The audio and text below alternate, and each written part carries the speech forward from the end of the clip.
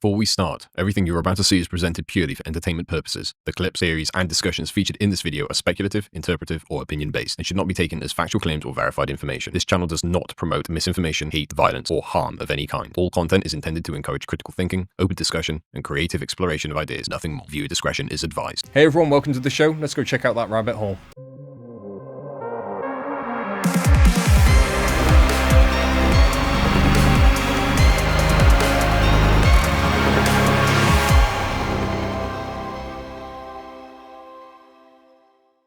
Plasma-type phenomena was captured on a trail cam in Wisconsin, gliding through the forest, and then it dissipates into the ground. And I'm going to say this is probably some of the weirdest phenomena or any sort of strange paranormal sighting of this nature we've seen probably in the past couple of years, right? It looks like an absolute plasma-type entity, whether you want to say it could be interdimensional, it could be just a whole ball of plasma, much like we see from storms, earthquakes. We've had lots of geomagnetic storms in a minute, CMEs. We've had a 1.7 X-class CME and a 1.2 that's just happened, and this could be a result of spikes of energy picking up. But look at this thing as it kind of just like stops and dissipates and disappears into the floor. Kind of reminds you of like a wisp or something of that nature, like almost like a larger version of it, you know? And I can't work it out. Whether there's something under there. I mean, wherever this disappeared in the ground, I'd be getting my pickaxe out and trying to hit the floor with it and being like trying to figure out what the damn hell was under there, because something seems to be around there. I just look at it, bruv. Absolutely wild. Wisconsin, get a grip. This is one reason why, if you're afraid of spiders, you shouldn't visit Albania. And with what they found in Albania, will have your skin crawling. These guys right over here, while going into a cave, discovered one of the largest spiderwebs ever documented. Just take a good look as to how thick this is. Take a look at it. Take another look at that. Just take a look at how soft and fluffy and thick that is as he's pushing on it with his bare hands. Would you be doing that? The claim is that over 111,000 spiders live in that web. You heard what I just said.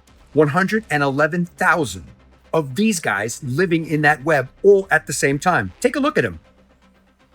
Do you know how crazy that is? That if they wanted to just put you in that web, they can? And to make it even more crazier, the web itself stretched over 1,200 square feet long. So just think about this for a moment. You've all seen spiders catch things in their web and how they are able to consume them. Imagine you falling into that web. Do you think you can get out of that? Do you think even Spider-Man is capable of making something that big? So think about this in size comparison. 1,200 square feet long is the size of an NBA basketball court. All total, they found 2 different species of spiders living in that web. So I guess my question to you is, what do you think all of those spiders were doing just chilling and hanging in that web all together? None of them decided to leave and go build the web elsewhere? Or were they just waiting on someone to possibly just walk into it and become their prey? Let me know your thoughts on this in the comments. And as always, I'd love to hear from you.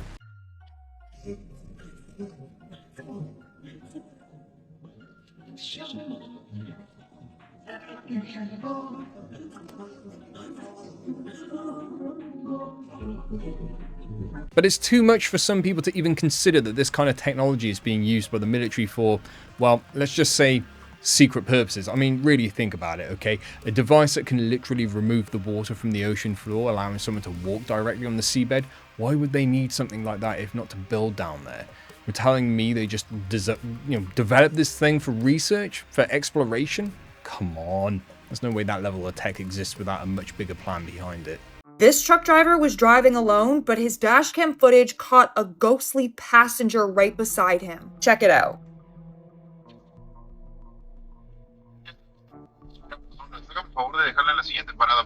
No chingues, pues vengo solo, deja de estar bromeando. No, because that's a ghost woman, right? That is fully a ghost woman.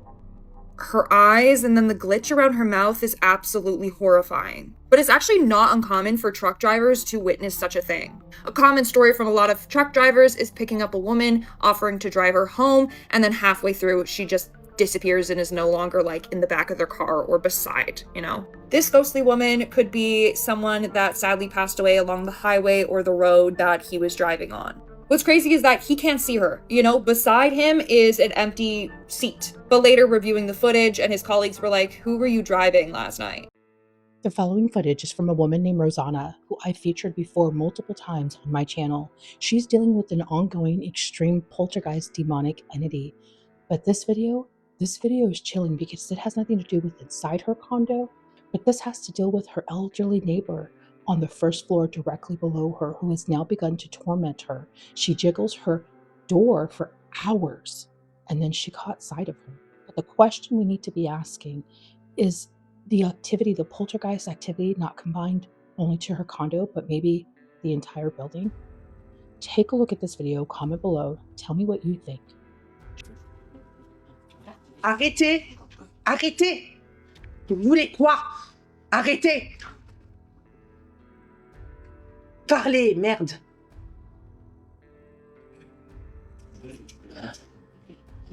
Je n'en peux plus.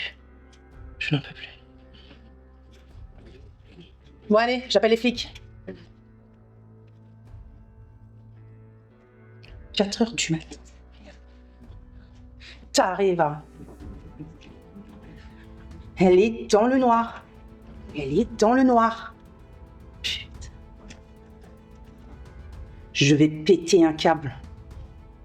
Je vais péter un câble.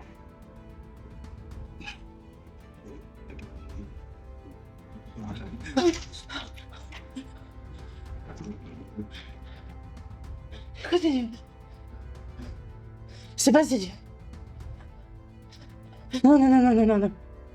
Non, non, non, non, non, non, non. C'est pas si.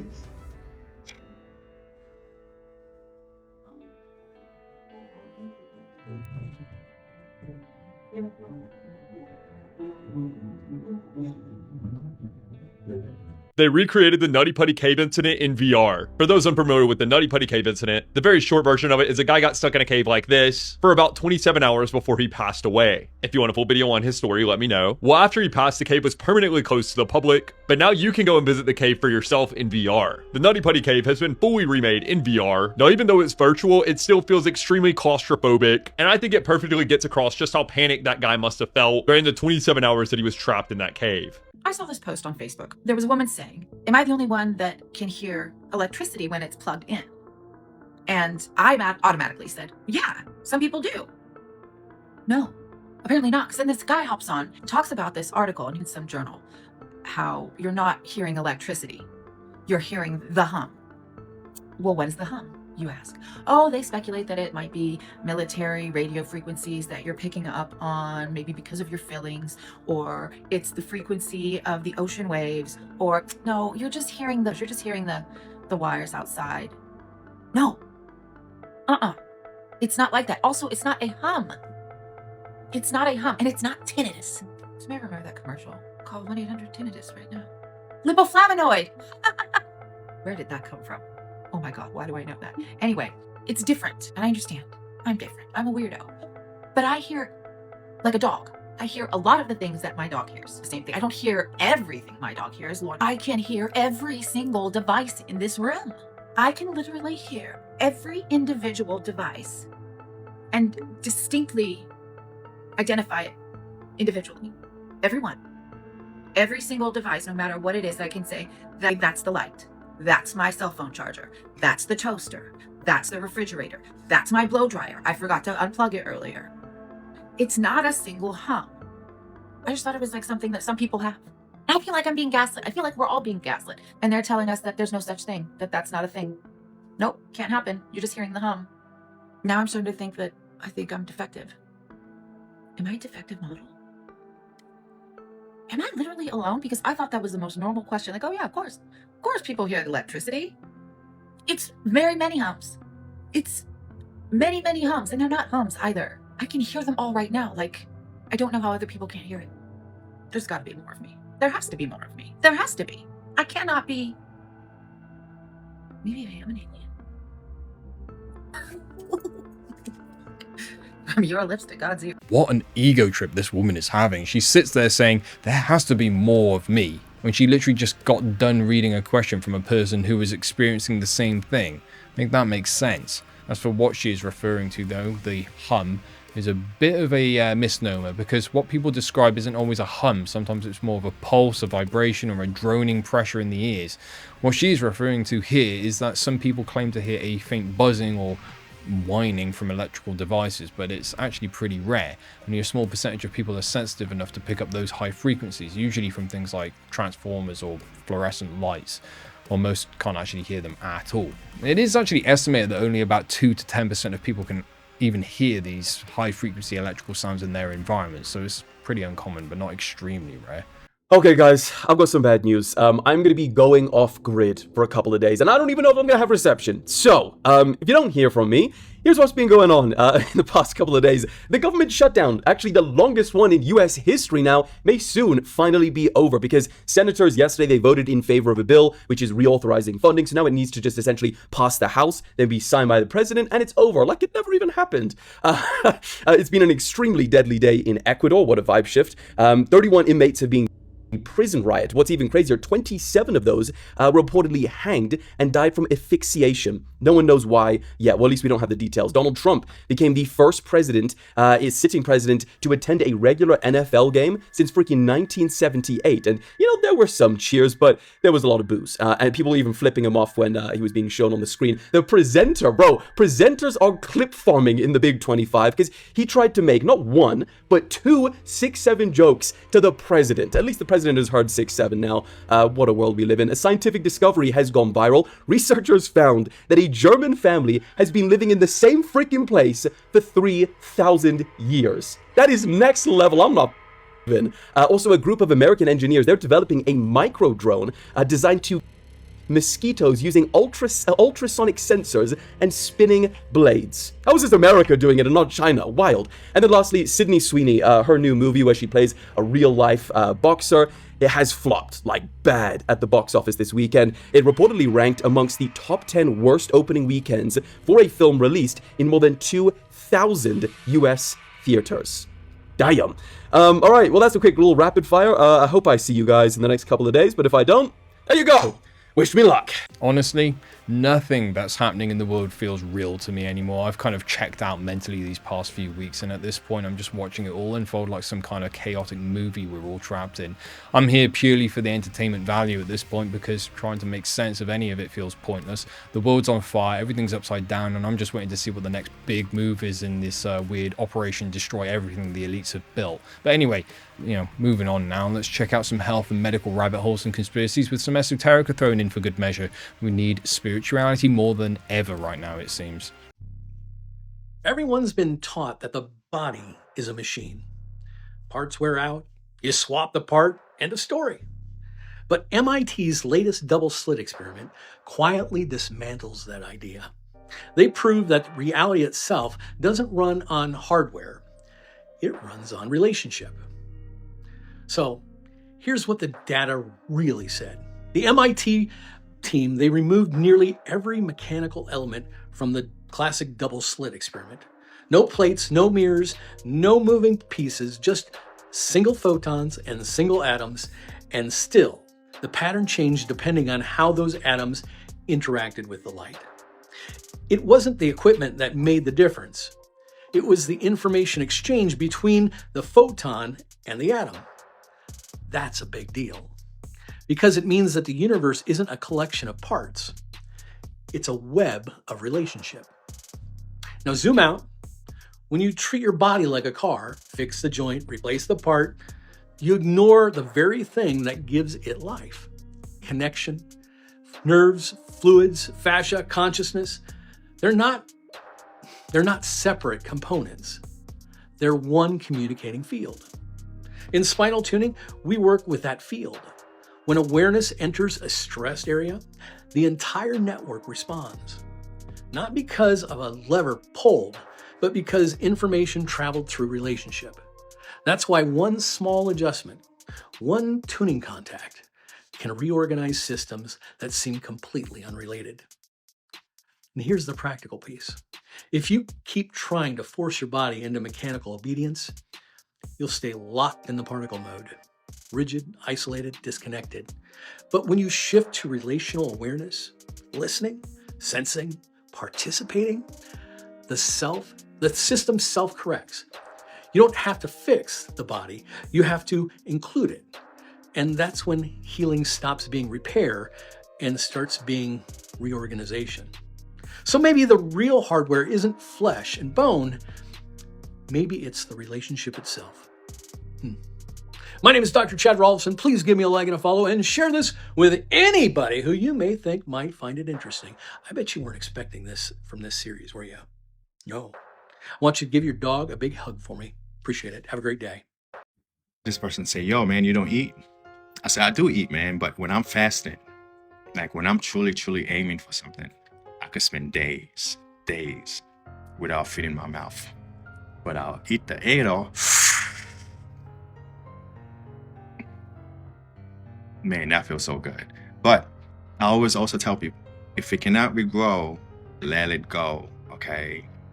You're gonna take a second and read this page and then you're gonna realize the clearer the food, the clearer your mind. And what that means is, now we have a bunch of fries, burger, and drink. We are mixing all this food, all this conscious, and mix cloud into your brain. We call them hurricane, tornado, heavy rain, flood. You do the exact same thing when you mix your cloud. It's like a chemical reaction. So the clearer your food, the clearer your life, the clearer your skin, the clearer your ideas, and the clearer everything else comes. Okay? Keep that in mind. Check the link in my bio, y'all. You guys are gonna love some of the things I brought to you. I'm telling you, you're not gonna be disappointed. If it cannot regrow, let it go, all right?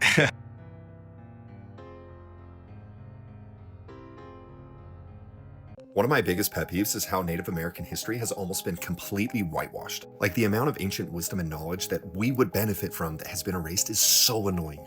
But there are things that slip through the crack, and this is one of them. So this is George Carlin, and he was a lawyer. He got super bored with it, and so he decided that he wanted to become a painter. He was super talented, and so he grew in popularity amongst the aristocrats, the governors, the generals, but he was not impressed with their pomp and pretension. He was obsessed with just finding and painting raw beauty, so he grabbed a weapon, he grabbed all of his supplies, and he went west. His trek, he covered more land than Lewis and Clark. For the next 6 years, he would document the various tribes that he would run into. And what makes his art really cool is he says he was not there to advance or prove theories. He had no agenda, he just wanted to capture this beautiful landscape and people. And his works are the only works that captured this raw beauty before essentially everything was destroyed. And they are stunning. If you have time, go look up George Carlin and go look at all his works. It is amazing. It's breathtaking, but heartbreaking at the same time. But what's interesting is, beyond just painting, he wanted to learn about these peoples, these cultures. He lived with over 50 tribes, and he documented what he learned. What's interesting is he talked about how these 50 tribes all shared the same superhuman characteristics. He talks about how they never saw a dentist or doctor, but they had perfectly straight teeth, like the keys of a piano. On multiple occasions, he talks about how he has never seen a more beautiful people. They rarely got sick. They were tall, they were large in stature, their skin glowed, everything about them radiated. So what was the secret? So what did the tribes attribute everything to? Well, Catlin says the great secret of life, and that secret was breathing. Breath inhaled through the mouth sapped the body of strength, deformed the face, and caused stress and disease. Breath inhaled through the nose kept the body strong, made the face beautiful, and prevented disease. It is crazy the emphasis that they would put on this. Native American mothers would literally close their baby's lips with their fingers after each feeding. They would pinch the mouth shut if it opened. Everything was to train the child to breathe through their nose at all times, every day. What's the most fascinating is 20 years after he went west, he also went to the indigenous populations of the Andes, Argentina, and Brazil. And guess what? Everything was the same. Every tribe Catlin visited over the next several years, dozens of them shared the same breathing habits. He wrote a book called The Breath of Life that he published in 1862. He lived to 76 years old, double the average life expectancy, and he credited his longevity to the great secret of life, always breathing through the nose. So if you know me and my content, you know that I have a mouth tape brand. These native tribes were one of the inspirations. Catlin was asked on his deathbed for his wisdom for the world, his last words, and he literally said, shut your mouth. That is why we put shut your mouth on every piece of mouth tape. Now, I don't want this video to lose its value because you feel like I'm selling you something. Listen, it does not matter what tape you use. It does not matter what system you use. I do not care if you buy my product. I made Breathe Better because I'm a perfectionist. I hyper obsess with quality. I wanted an adhesive that would stay on throughout the night that I could wear with my hair. But whether you use duct tape, medical tape, or my tape, or someone else's tape, it doesn't matter. Just stop breathing through your mouth. It's crazy because when you start looking through this lens, you start seeing the evidence everywhere. There's an ancient Taoist text from the 18th century that talks about how your nose is the heavenly door. Breath must be taken in through it. Never do otherwise, for breath would be in danger of illness would set in. I mean, in the Bible, it talks about how God breathed life into Adam through his nose. I am telling you all of this because literally taping your mouth at night to force nasal breathing is one of the simplest and best health hacks that you can do. And no, you're not going to choke, and your nasal passages are a use it or lose it system, and so when you tape your mouth, they don't get stuffy because your body wants to survive. I'm going to be doing a new series pretty soon about these Native American tribes, their histories, their spirituality, all these different things, and it is amazing. But I just wanted to drop this video about mouth breathing right now because it is something I am so passionate about. Please listen to their wisdom and implement this in your daily life. You will see the benefits, I promise you.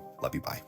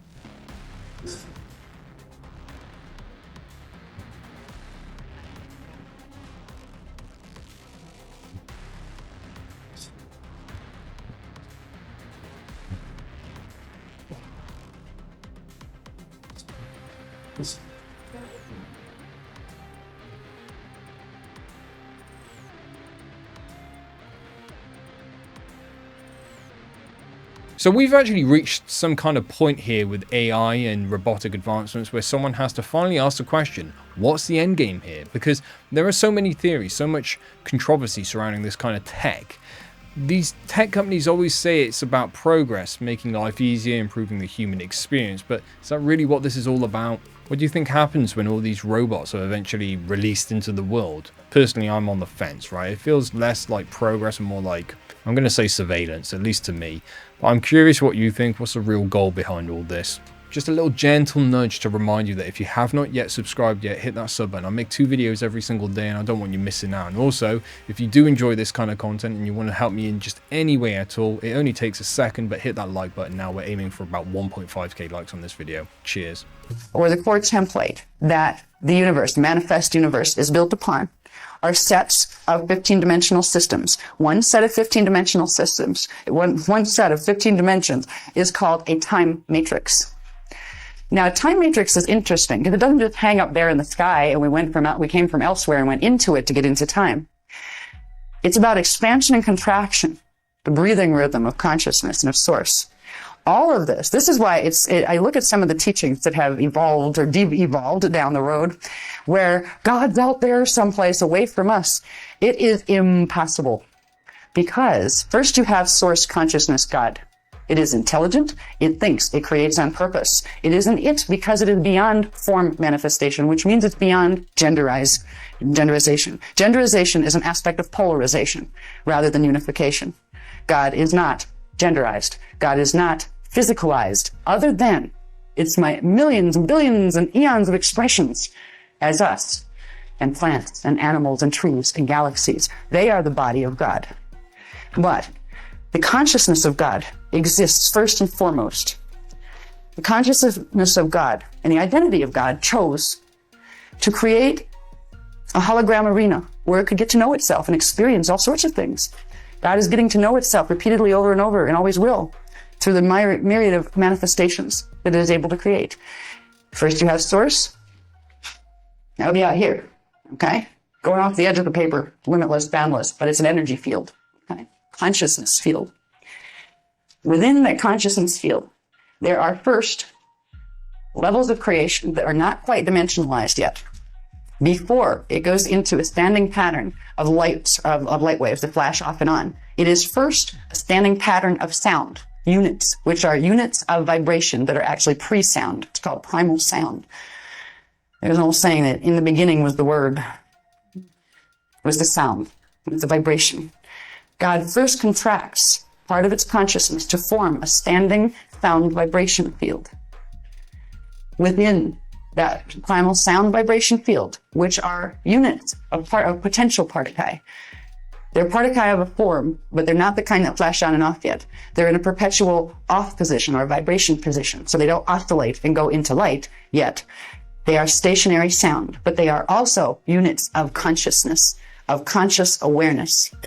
That template of primal sound holds the identity levels of God that are called the ascended master levels. Now, every individual being, every individual anything that has come down into manifestation to experience the hologram, it implies that they have a family of consciousness or a set pattern of primal sound fields that they came through when they came out of God and came through that. You didn't go away from God. You went into God deeper. Remember, God is here. This is inside, like a little area of your mind that you put over here, like a file. You know how the internet works and computers work? We have an electromagnetic domain over here. Okay, you're going to use that as one field. Then you want to flip to another screen where you have other fields. Well, you could conceptualize it this way. You have the consciousness of source. And a small piece of that consciousness of source decided to create manifestation to know itself in that way. So it created the primal sound field and the ascended master levels of consciousness that are forever. They're eternal just belts of consciousness. There are 24 primal ones of those that form time matrices. Now, the numbers have to do with the mathematics, the mathematical arrangement that was used, just like computer programs are built on mathematical arrangements. Most computer programs here are based on a base 10 math system, you know, the 10, 20, 30. The source creation was based at a base 12 creation pattern, which means it's built on increments of 12, 24, 36, 48, all the way up the scale. So we have primal sound field. The whole thing with Christ consciousness, absolutely not. We are not Jesus. We are not going to miraculously have powers. And let's say that these people somehow all started like performing signs and wonders. Just know that the Antichrist is on the earth operating, and that those are the false Christs that come and say, I am the Christ that Jesus was talking about. There is no Christ consciousness. We can be given the Holy Spirit as believers, but literally Christ consciousness is directly what the Antichrist plans are. So there's this thing called the Lucius Trust, and it used to be called the Lucifer Trust. It was started by a bunch of theosophers, which is a nice way of saying Luciferians. And they work with the UN, and they are planning his false descent, the Antichrist, I mean. And basically what they talk about in these meetings, they're so long, but I've listened to a few of them. They talk about how a lot of the world is like ready to be beacons or like receivers for the Christ when he comes down through these new age concepts. And this all goes back to Genesis. The first book of the Bible is going to mirror the last book, Revelation. Satan tells Eve, you will be like God. So I personally believe that that's either going to be the end times deception or at the root of like a big one. And we need to mark and avoid these people like they have the plague. And it's nothing personal, but we cannot let this spread to us. We need to stand firm. I see a lot of people tempted by this type of stuff, and I'm here to tell you, do not do that. The biggest part of the Antichrist agenda is pretty much to make his own body. So like how we have the body of Christ, or like the church, how that's made up of people that follow Jesus. Satan is trying to make his own, and Satan is not going to come as like a devil with red horns. He's going to look like a counterfeit Christ that tells us something other than what's in the Bible. It says that it will be so strong that it deceives, if possible, the elect. Not atheists, not people that don't know spirituality, not Muslims, the elect. The other big one is like the Kundalini serpent. And guys, serpents, okay, parasites are, I've been talking about this a lot lately. You can check out my channel if you're not familiar with this. So parasites are serpentine, like classified as such. And guess what happens when parasites start taking over your mind? They crawl up your spine. Yeah. So when people say that like they're trying to have the Kundalini serpent go up their spine, I'm like, oh my gosh, like you're giving verbal ground for parasites to crawl up your spine and in essence take over your nervous system, because your spine is where your vagus nerve is, and your vagus nerve is how you think and like your feelings and like how you operate. It's the most important nerve. It's the 10th nerve, which in Roman numerals is X. Why do you think Elon named Twitter X? This is the World Health Organization, and in general all of the medical industry has like snakes going up a pole. This is literally that. Here's some different pictures of parasites up close. They literally look like serpents or... So no, there's no such thing as Christ consciousness. There's only the false Christ consciousness, aka the Antichrist. Do not say that a serpent is crawling up your spine. That is how the Antichrist is going to control his body of people. All of these Gnostic texts, burn them and throw them out the window. I mean that wholeheartedly. We're not talking Apocrypha, but Gnostic texts, such as the Gospel of Mary, the Gospel of Thomas, all of the ones found at Nag Hammadi. Nag Hammadi literally means deceptive serpent. They're the ones that were found in Egypt in like the 1940s. Jesus literally says, if they say I am in the desert, believe it not. Literally all of the texts that were found at Nag Hammadi were the basis for the CIA pushing New Age religion to like soften Christianity and prepare for the Antichrist deception. We've never seen any of this stuff prior to the 40s, and they're teaching it systematically, like the texts that were found at Nag Hammadi, and they are intentionally doing it. They know what they're doing. The three-letter agencies are flooding the internet with bots that are repeating the stuff so that they can try to fool as many people as possible. It's not a thing. There is nothing to be taken from those texts. They're full of blasphemies and lies. I watched a couple videos on like what's in them, and no part of them are in the Bible. I would highly, highly recommend staying far away from that stuff now more than ever. And to be quite honest, I care more about people's souls than their feelings. Anybody who comments stuff like that on my page, deleted and blocked, no second thoughts. We have to protect ourselves and our communities from this nonsense. So that was a 4-minute video of someone trying and failing to convince us that Christ consciousness isn't real. Now, Christ consciousness is the idea of reaching a higher state of awareness rooted in unconditional love, unity, and divine connection. The same spiritual mindset believed to have been embodied by Jesus Christ, or, well, Yeshua, as his name was originally written. But to say that we as human beings aren't divine is just absurd to me. We carry a spark or essence of the divine within us, right? Even mainstream science acknowledges that we are biological beings capable of profound consciousness. To me, that's pretty black and white. We are divine beings capable of universal consciousness, Christ consciousness, divine awareness, whatever you want to call it. It all points to the same thing, that we have access to something far greater within ourselves. The Bible even implies that humans are capable of this kind of divine awareness. In Philippians 2:5 it says, "Let this mind be in you, which was also in Christ Jesus," suggesting we can embody Christ-like wisdom and love. And in John 14:20, Jesus says, "I am in my Father, and you in me, and I in you," implying that we all share in that divine connection. So make of that what you will. It's my personal belief, and I respectfully disagree with her take on this subject, but ultimately it all comes down to personal belief and perspective. Her truth may not be the truth, but it is her belief, and my belief is my own and yours is yours. Time to check out some history conspiracies on old world rabbit holes now. Take a look at these. You remember the Cleavers? Y'all thought I was talking about that white family, didn't you? The ones with the nice house, the white picket fence, and the kid named Beaver? Yeah, we know why that's the first thought. America loved them. They were polite, predictable, patriotic even. The kind of family that made you believe that the system actually worked. I mean, not us, but, you know. But no, I'm not talking about those Cleavers. I'm talking about Kathleen and Eldridge Cleaver, the couple who made America explain itself to the world. Kathleen Cleaver wasn't anybody's Stepford wife. She was the first woman on the Central Committee of the Black Panther Party, and one of the architects of the Free Huey campaign, mobilizing press, protest, and political education all across the country. And her husband, Eldridge Cleaver, He was the party's Minister of Information, the one who made sure that the world saw what was happening inside the US when the FBI was trying to silence them through COINTELPRO. By 1969, the Panthers weren't just fighting local police. They were indicting the United States on the global stage. After a police shootout in Oakland, Eldridge fled to Cuba. Then he went to Algeria, and that's where he founded the international section of the Black Panther Party. It operated like a revolutionary embassy, connecting exiled activists, African liberation movements, and journalists from across the global South. And Kathleen was right beside him, translating the movement's message into international law and media. At the height of the Cold War, the Cleavers did something most of America was too afraid to even imagine.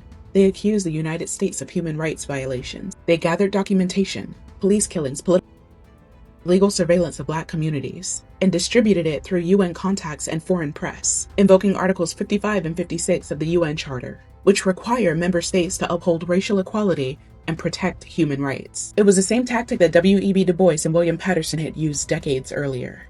But now, the world was watching live. The Panthers reframed civil rights as a human rights crisis, the same language used to condemn apartheid and colonial violence abroad. And the impact was real. From Algeria to North Korea to Sweden, the Panthers built alliances with nations that called out U.S. hypocrisy. While America sold freedom as an export, the Cleavers were busy showing the world the fine print. Eventually, Kathleen returned to the U.S., though. She earned her law degree from Yale and kept organizing, teaching that real resistance requires strategy, not slogans. Eldridge's later years were complex, but together, their work changed how the world understood America's racism. Not as a domestic flaw, but as a violation of international law. And here's the part the textbooks skip. Not that they actually talk about any of this, but I digress. Before social media, before hashtags, before anyone said systemic racism, the Cleavers had already turned it into evidence. They didn't just challenge America, they documented it. And they did it before the cameras could be controlled. So yeah, America had the Cleavers smiling through suburbia, but the real Cleavers were the ones who made the world stop smiling at America. They didn't raise a perfect family, but they raised the stakes. Say their names. Kathleen and Eldridge Cleaver.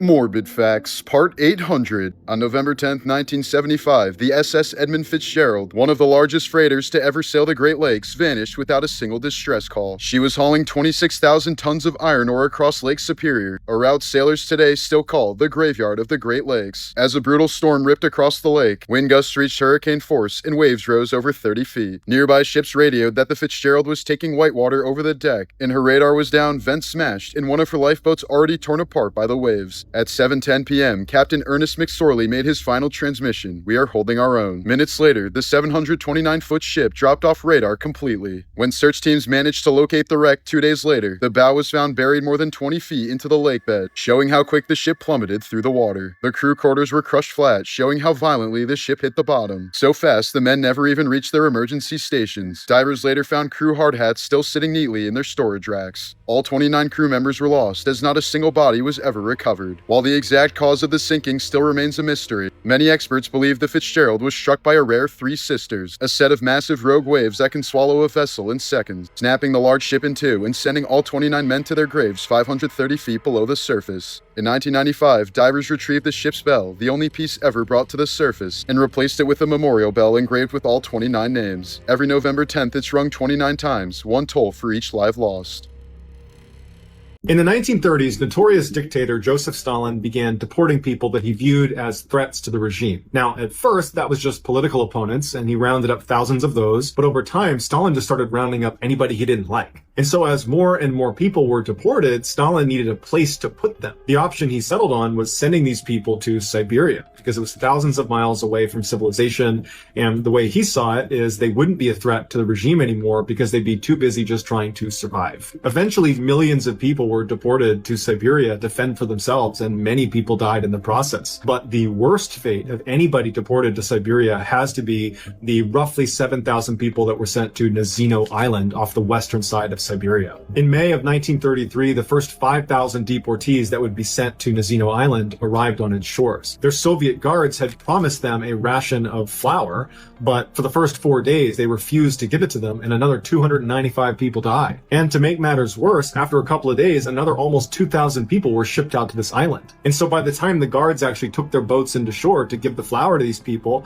they were starving to rush the boats to try to steal the flour, and the guards began took the flower and went back out to the water. And so Nazino Island completely devolved into chaos. Almost immediately, cannibalism became a thing, and there were these roving gangs of people that were the strongest and fittest of the island who would just go around and week and eat them. One local woman who would make an annual trip to Nazino Island before there were people being deported there made her annual trip and was shocked to see all these people on this island that normally had no one there. And she said from her boat, she watched this group of people run up on this woman, drag her to a tree, they tied her to the tree, and then began cutting off pieces of her while she was alive and eating it right in front of her.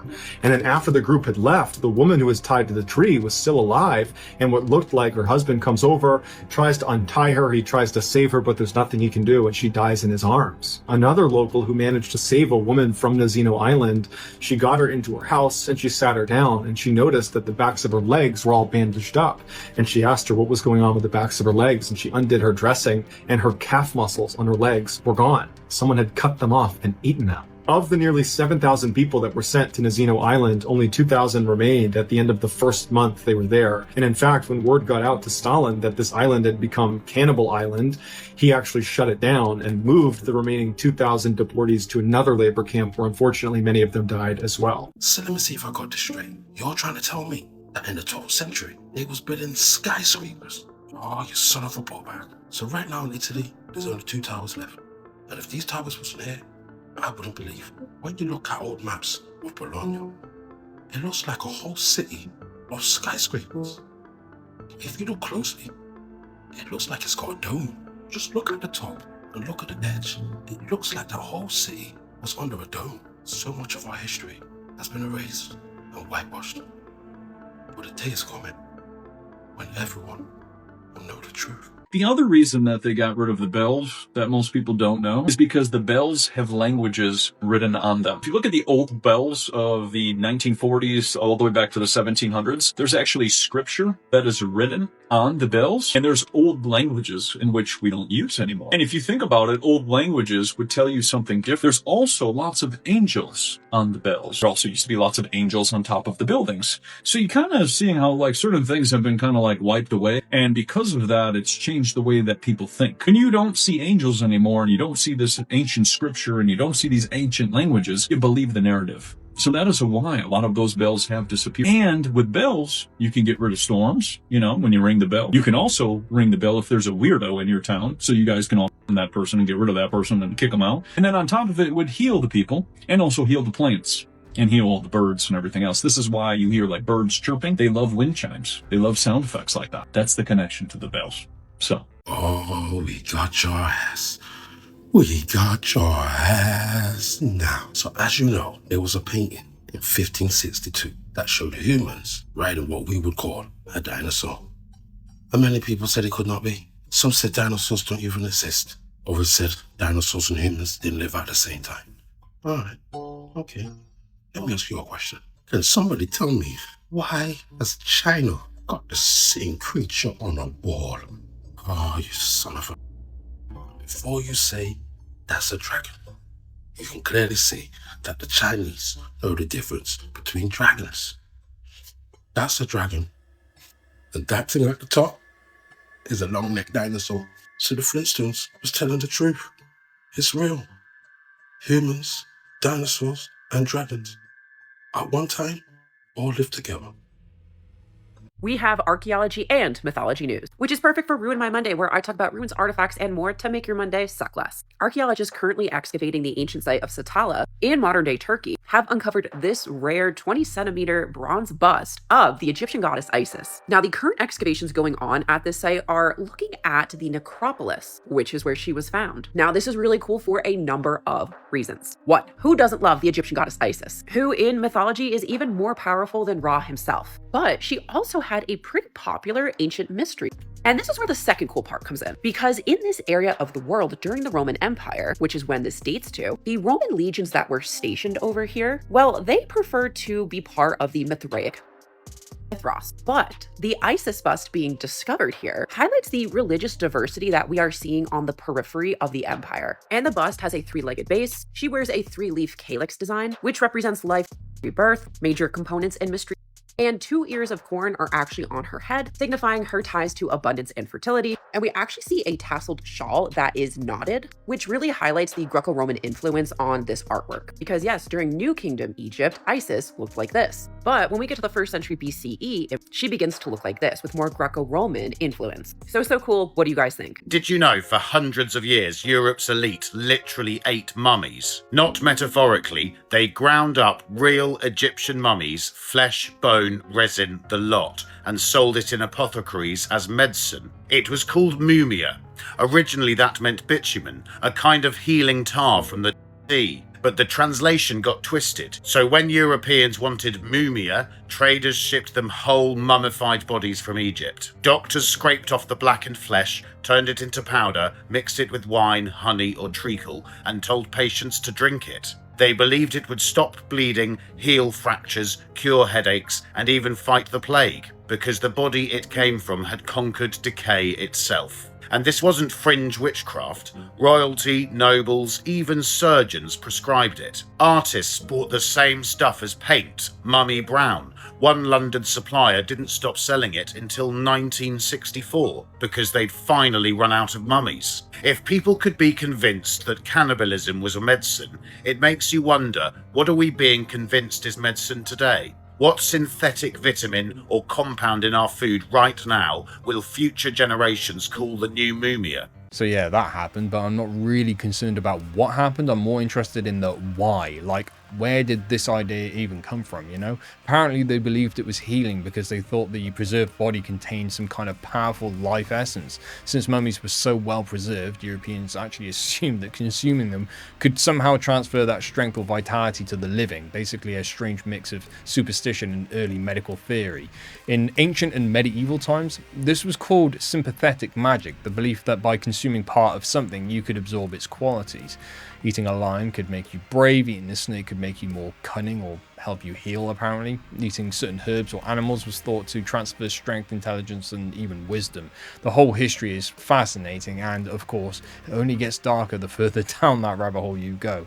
And I probably don't even need to say it. You already know where this line of thought leads. The idea that someone might have taken that same concept a little too literally when it comes to you know, staying young forever.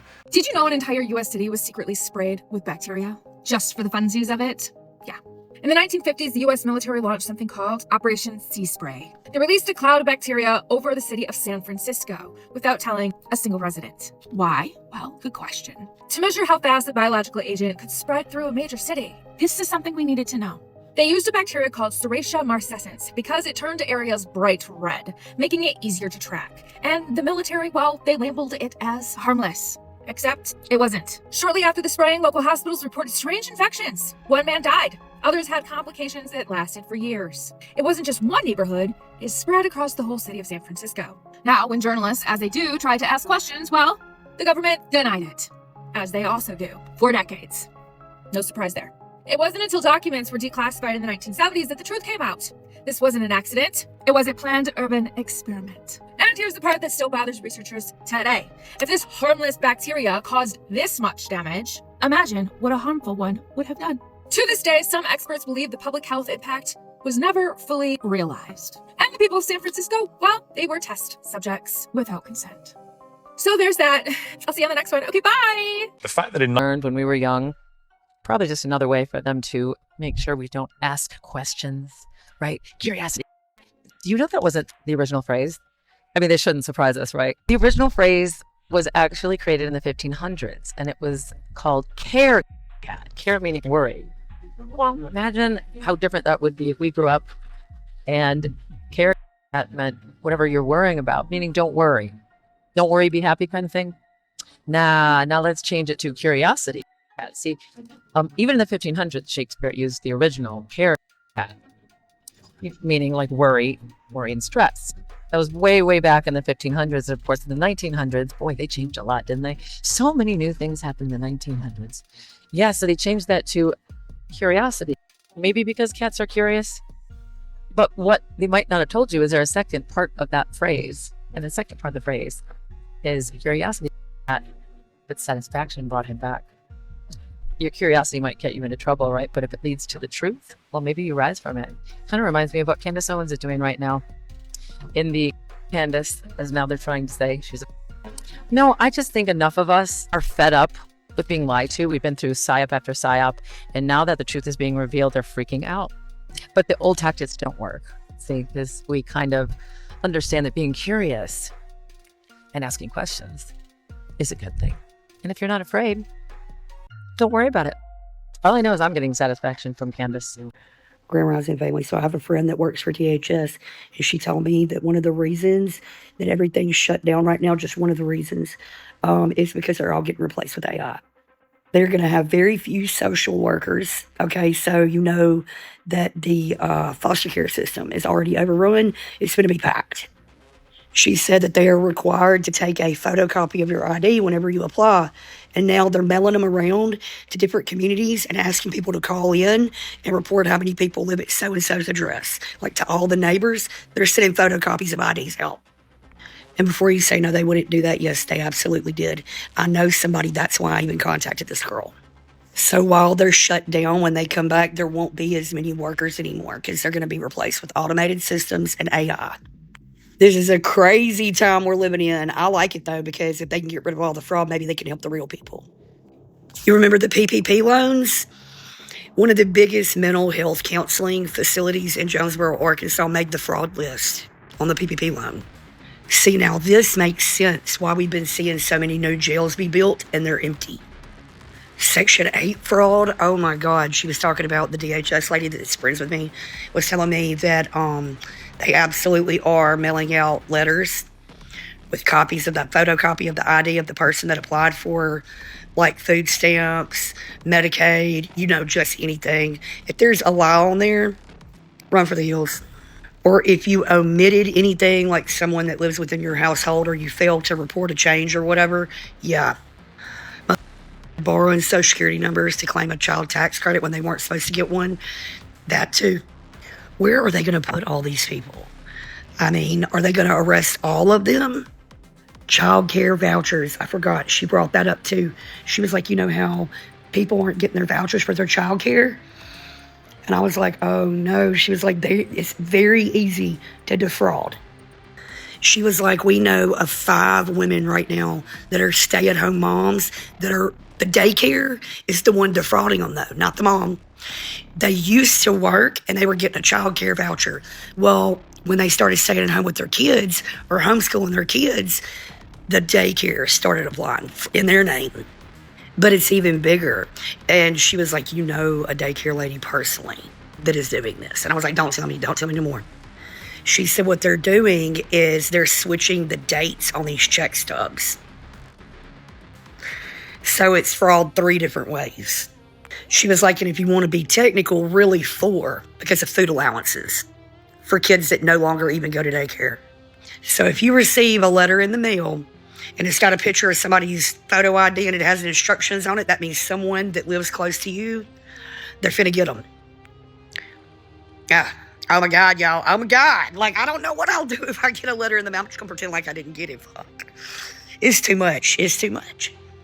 And I told her, okay, in closing, I'll just say this. I told her, I was like, yeah, I talk to my followers all the time. And I tell them they know who's defrauding the system. She was like, you're absolutely correct. How much time these people finna get? Is it federal? What the kids gonna do then? That's why she told me, she was like, if you think the foster care system was overrun before, it's about to be worse. Oh, and she said this, she said, usually when they get a call on, like, you know, the 1-800 number, you know which one I'm talking about. She said they usually come over and check to see if you have running water. It won't be like that anymore. Oh, and I asked her, I was like, how many notices have gone out? She was like, a ton of notices. What? It's going to be some empty houses for rent, y'all. Guys, there is an insane connection with what happened with Charlie Kirk and a movie that came out in 1998. So the movie is called Snake Eyes and it starred Nicolas Cage. And the movie was about a man named Charles Kirkland who got shot in the neck at a public event. Now, in the first 10 seconds of the movie, there is a sign for this event, and it says that it takes place on September 10th. So in this movie, the killer, Charles Kirkland, on September 10th, which is when our Charlie Kirk got. It gets even crazier because the killer in this movie is called the. and he is a distraction for the person who actually did the killing of Charles Kirkland. And get this, the person who took in the movie's name is Tyler. Tyler. You know, the same thing that happened to Charlie Kirk. Tyler Robinson. And on the box for this movie, and on the trailer of this movie, underneath where it says Snake Eyes, it says, "Believe everything but your eyes." Guys, what is happening? While nearly all of the world's most powerful leaders are gathered right now in New York City for the United Nations General Assembly, the U.S. Secret Service has just announced that they seized equipment capable of collapsing parts of our nation's telecommunication systems. Officials say it involves hundreds of servers and over 100,000 SIM cards, a network that could very easily disrupt cell towers, emergency calls, even communications to and from government officials. And the timing, always a coincidence, right? While all of the world's officials are in one place, is raising serious questions, as it should. This gathering isn't just any meeting, it's the 80th United Nations General Assembly. Leaders from almost 150 nations are in the same city, debating some of the most consequential issues of our time. The agenda includes the Israeli-Palestinian conflict that calls for a two-state solution, which has already been formally recognized by many different nations, climate change commitments, and even the governance of artificial intelligence. These are heavy discussions, decisions that could have an effect across the entire world stage. And here's where it becomes significant to you and significant to me. Because from a biblical perspective, when you see global leaders pressing for the international governance, whether it's peace deals in the Middle East or calls for worldwide regulation of new technologies that can literally track your every move, you can't help but notice how it aligns with prophecy about nations gathering together, about peace and safety, and it all being declared before sudden destruction, and also about the beast system, and about how knowledge will increase in the last days. Whether Jesus comes back today, tomorrow, 5 years from now, 10 years from now, these world events are not random. They are puzzle pieces fitting into a much larger prophetic picture. So while the headlines today point to a foiled plan of telecom threat and the spectacle of the world leaders in one city, for those of us who are watching, who have eyes to see and ears to hear, God's word is unfolding in real time. Nations are aligning, and technology is advancing, and peace is being promised, all at the same moment. It's not a reason to panic, it's a reason to stay alert, to keep our eyes on Christ, and to be ready. Because the stage is being set, and the Bible says when you see these things begin to happen, we are to lift up our heads, for our redemption draws near. Remember how we all thought it was weird that UVU was renovating the courtyard where Charlie Kirk was assassinated only a few days after the fact? Then how a UVU official addressed this, saying that it wasn't an attempt to cover up anything, that the paving work was already on the calendar as part of a planned campus renovation. Well, it turns out that UVU was reaching out to construction companies on Saturday, September 13th, only 3 days after the text messages were obtained by Project Constitution via a GRAMA request, which allows the public to request access to government records, including state universities. Now, the names are redacted, but it shows that as early as Saturday, September 13th, they were looking to paver the whole area, and that the guys in the construction company were en route to do that. And this one's weird. Maybe that would be good. My guys are well trained in keeping quiet. Why do they need to be quiet? The exchange goes on to say that the university wants to get rid of all of the sod. The contractor asking if there's anybody on site that they should coordinate with, and someone responding, "Just get her done, thank you." Usually a renovation like this would have to go through approvals and funding, not to mention it was a crime scene. Plus, if this was previously planned, would you need to be asking all of these questions, including making design decisions? So you have to wonder, how did they get this approval? And who gave it to them, and why? As always, I want to hear what you think about all of this down below. All right, who's seen the videos of the woman that's calling around to different churches?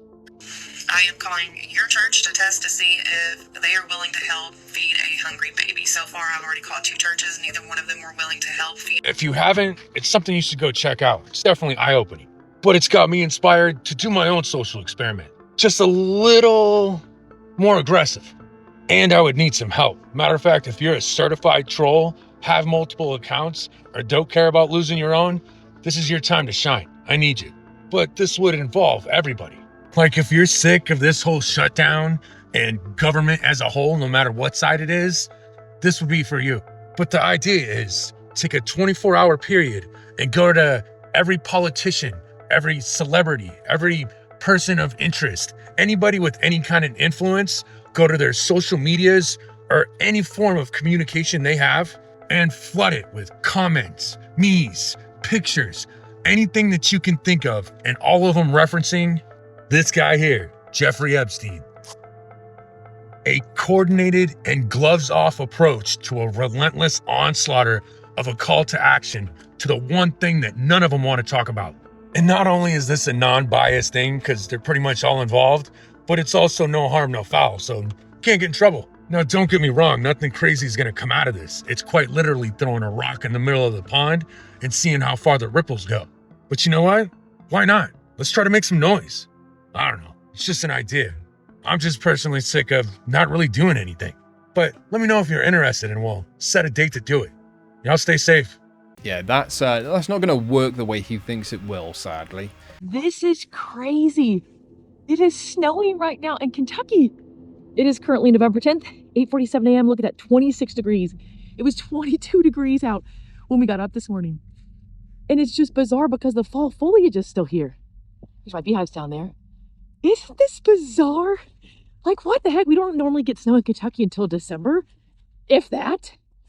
Oh my gosh, it is brutal. It is so cold out. 2 days ago, it was 75 degrees outside and sunny. And today it's in the 20s. Our high today, I think it's actually below freezing. I think the high today is 30, provided the weatherman's right. But I mean, this is insane, right? Oh my goodness, it's so cold. My eyes are not used to this cold, windy weather yet. So they are burning and watering so bad. This is insane. It's like snowfall. What is going on? Kentucky weather is so bizarre. It never knows what to do. It never knows if it's fall, winter, spring, summer. It's just all over the place. But are you guys getting snow today? If so, where do you live? And I hope you all stay warm out there. Happy homesteading. Update. It is still snowing and it's starting to stick. Let's see what time we got. 11:39, 29 degrees. Oh, my Atlanta. This is crazy. Of course, the kids are outside playing in it. This is awesome. All right, happy homesteading.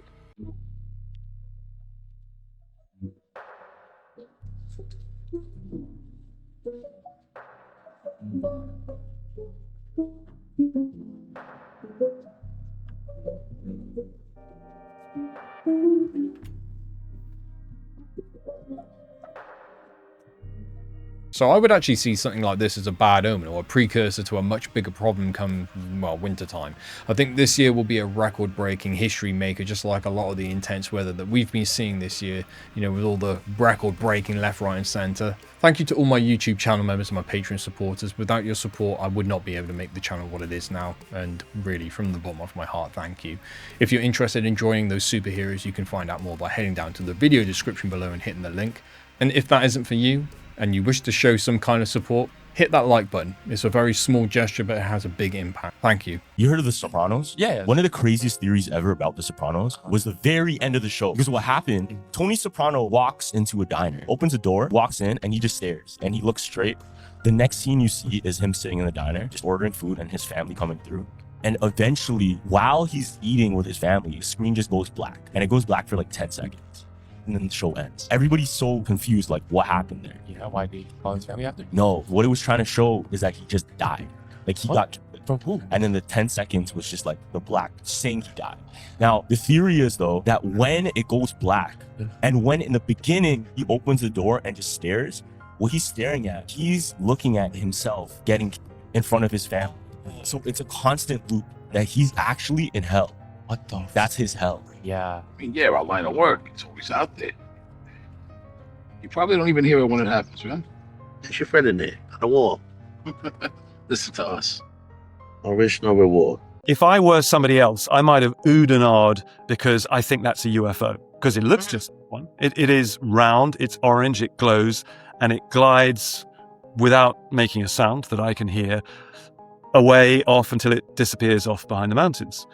Well, my brain is going into overdrive analytically, and I'm thinking, okay, so that's orange and it's glowing, so it looks plasma-like. I think that is some kind of plasmoid.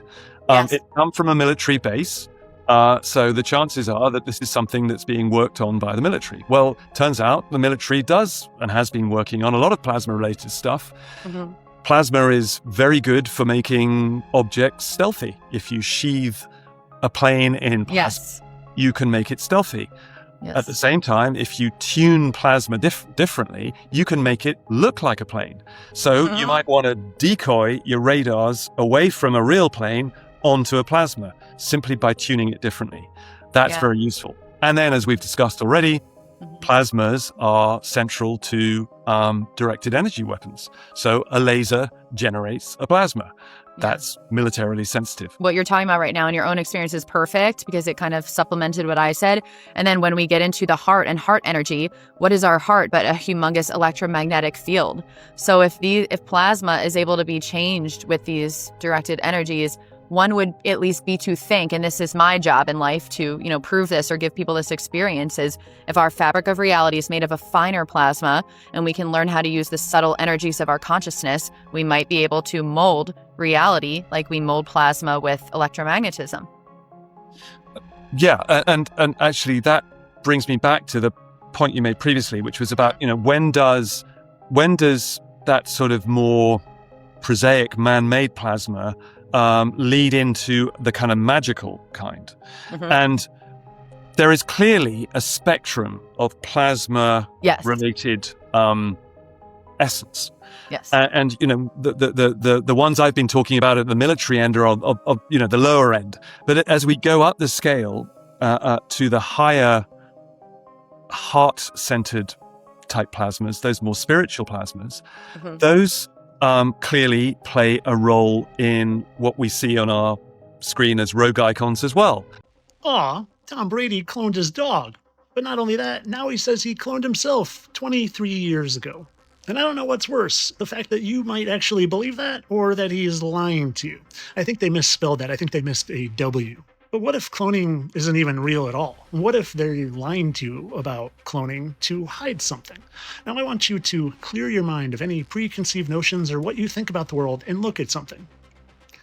That is Larry Hagman from the show Dallas and I Dream of Jeannie. And maybe, just maybe, they're lying to you about clones so you don't realize that vampires exist. Now, you might not see the glaring similarities there, but I sure do. They even like the same type of eyewear. And color scheme, that's an odd color choice. And even their builds are similar.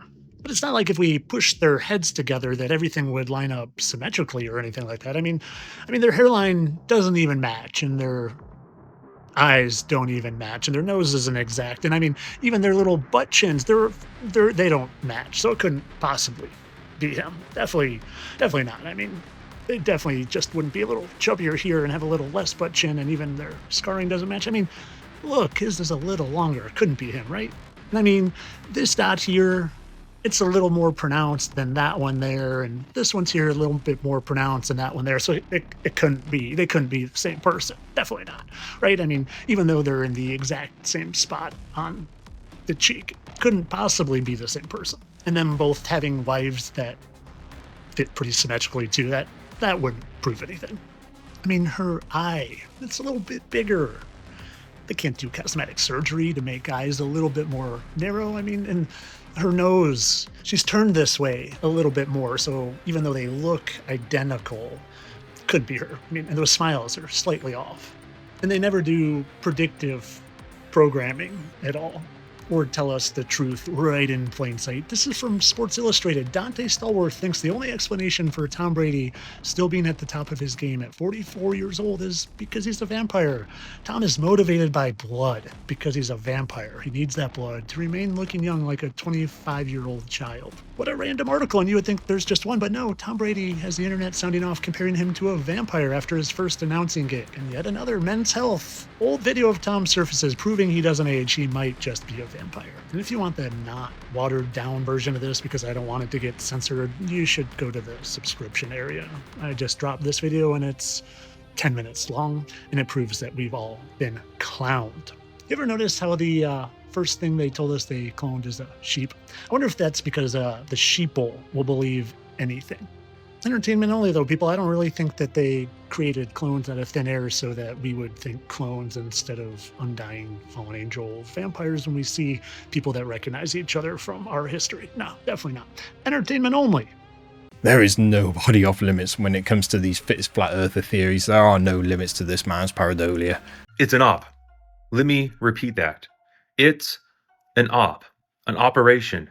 Do not be deceived out there. The social engineering is beyond comprehension. We cannot understand the different layers and levels going on right now, spiritually and psychologically. So, as believers, we understand the spiritual warfare, but that spiritual warfare is psychological warfare. So even for those who do not believe in the spiritual realm, spiritual war, religion, whatever, psychologically speaking, there is a psychological war taking place right now.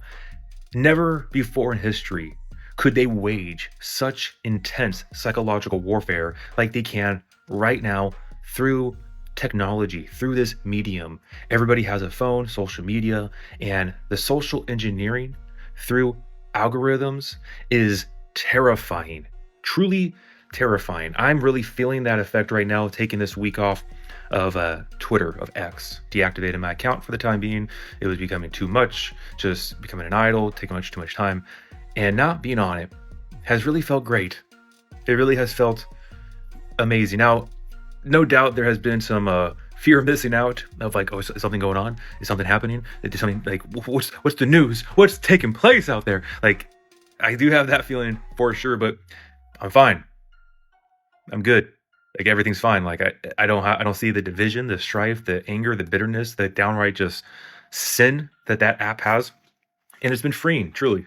It's really freeing. So I just wanted to remind you guys out there of the psychological warfare, and the first step of combating this warfare is to acknowledge it, to understand that it's a real thing, and that they can control the algorithm and keep us in echo chambers and to keep us divided to then just hate the other side. And that's exactly what they love, spiritually speaking, having hate and bitterness and strife in your heart, to have the love of many growing cold, having lawlessness abound. So as believers, just be aware of it, of the warfare, the psychological tactics, the spiritual warfare that takes place, trying to creep into your mind through whatever means necessary. They will do it through whatever avenue, and they love to dehumanize the other side. Never forget that. What's happening right now on all sides, they want to dehumanize the other side. And it's so frustrating to see people on the left acting like voting is going to get them out of this, and then people on the right thinking the same thing and hating the other side, and they dehumanize each other.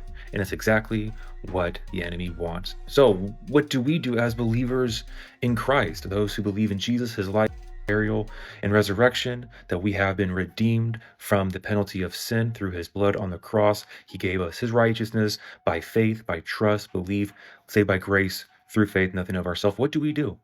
Well, we rest in Jesus. We follow his example, walking with love, with grace, with mercy, with humility and truth, not picking the left or the right, walking down the middle, standing up for all righteousness, and not for false religion, by the way, because that's one of my big pet peeves right now.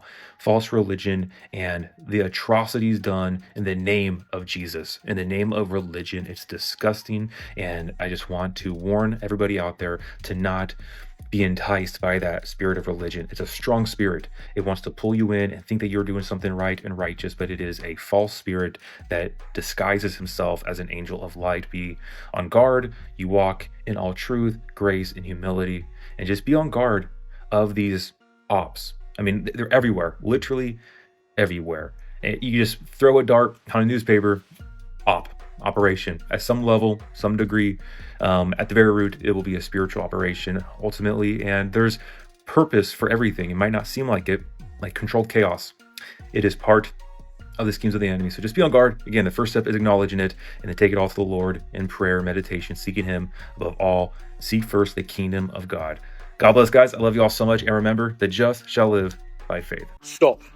Let me tell you a story about something that happened to me yesterday. So there I am, walking through the woods, minding my own business. Suddenly, my Apple Watch randomly vibrated. So I glanced down and noticed that my walking workout had automatically paused at 1.11 miles. Exactly. Even my Apple Watch is spiritually awake. So I stopped to check it and sort it out. And then suddenly everything went quiet. Like and then, believe it or not, I hear like rustling in the undergrowth, like all around me. And it's like moving closer to me. And at this point, I'm like, cool. This is how every horror movie starts. And then literally out of nowhere, like all the leaves just fell off the trees all around me. And then I just noticed 2 magpie feathers on the path right in front of me. Now, these could be seen as quite just normal things happening, you know? But when I tell you that signs, angel numbers, and synchronicities have been literally off the charts for me these last few weeks, and since last week's supermoon, I have felt the most energized and aligned in years. Spiritually, it was a divine pause. The universe literally stopped me to draw attention. The watch stopping at 1.11 miles. Alignment, awakening, manifestation, the leaves, release, transition, shedding the old to make room for the new, and the magpie feathers, balance, duality, and transformation. Reminders that those synchronicities are guiding me. All of those together are basically the universe's way of telling me that I am in a phase of energetic renewal, being called to let go of what no longer serves me, so that the aligned and the magical can flow in. The forest was basically mirroring my inner shift, and honestly, it was pretty surreal. Do me a favour and drop me a comment, 5 words or more, and tell me what signs and synchronicities you've been seeing most of lately. Save this to revisit and share so others can feel that energy too. DM me community to join a collective of like-minded souls, all navigating their own healing, alignment, and spiritual transformation together. Oh man, everyone became a psychologist on social media, I swear.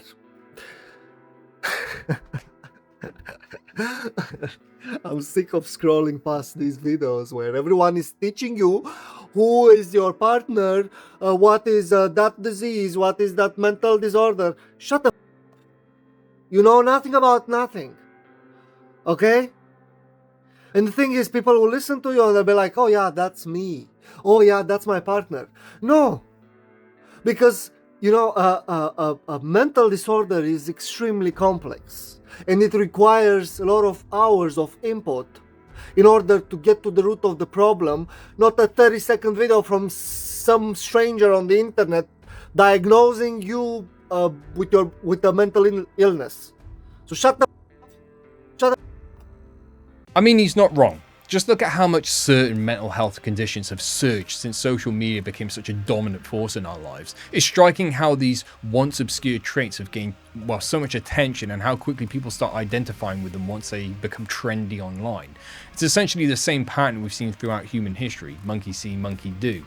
Even long before social media existed, if something was perceived as popular or desirable, you could reliably count on people aligning themselves with it. The scale and speed might have changed, but the fundamental human behavior, the literal desire to reflect what's valued in the world around us, has remained constant. Moldavite, very ancient piece of glass, what they call a tektite, which is sort of the scientific name for natural glass. When a meteorite impacts, it is going with such a high velocity that it throws up tons and tons of material into the air. Much of it is liquefied, and as it comes back down to the earth, it cools, and that's what creates the moldavite, the green, rough, glassy. And it's always rough, it's never smooth. As it goes from a molten state and drops down and cools, it shrinks and it creates all that wavy pattern. But impacted in what we used to call Czechoslovakia, you know. We know that meteorites impact the planet constantly, small ones,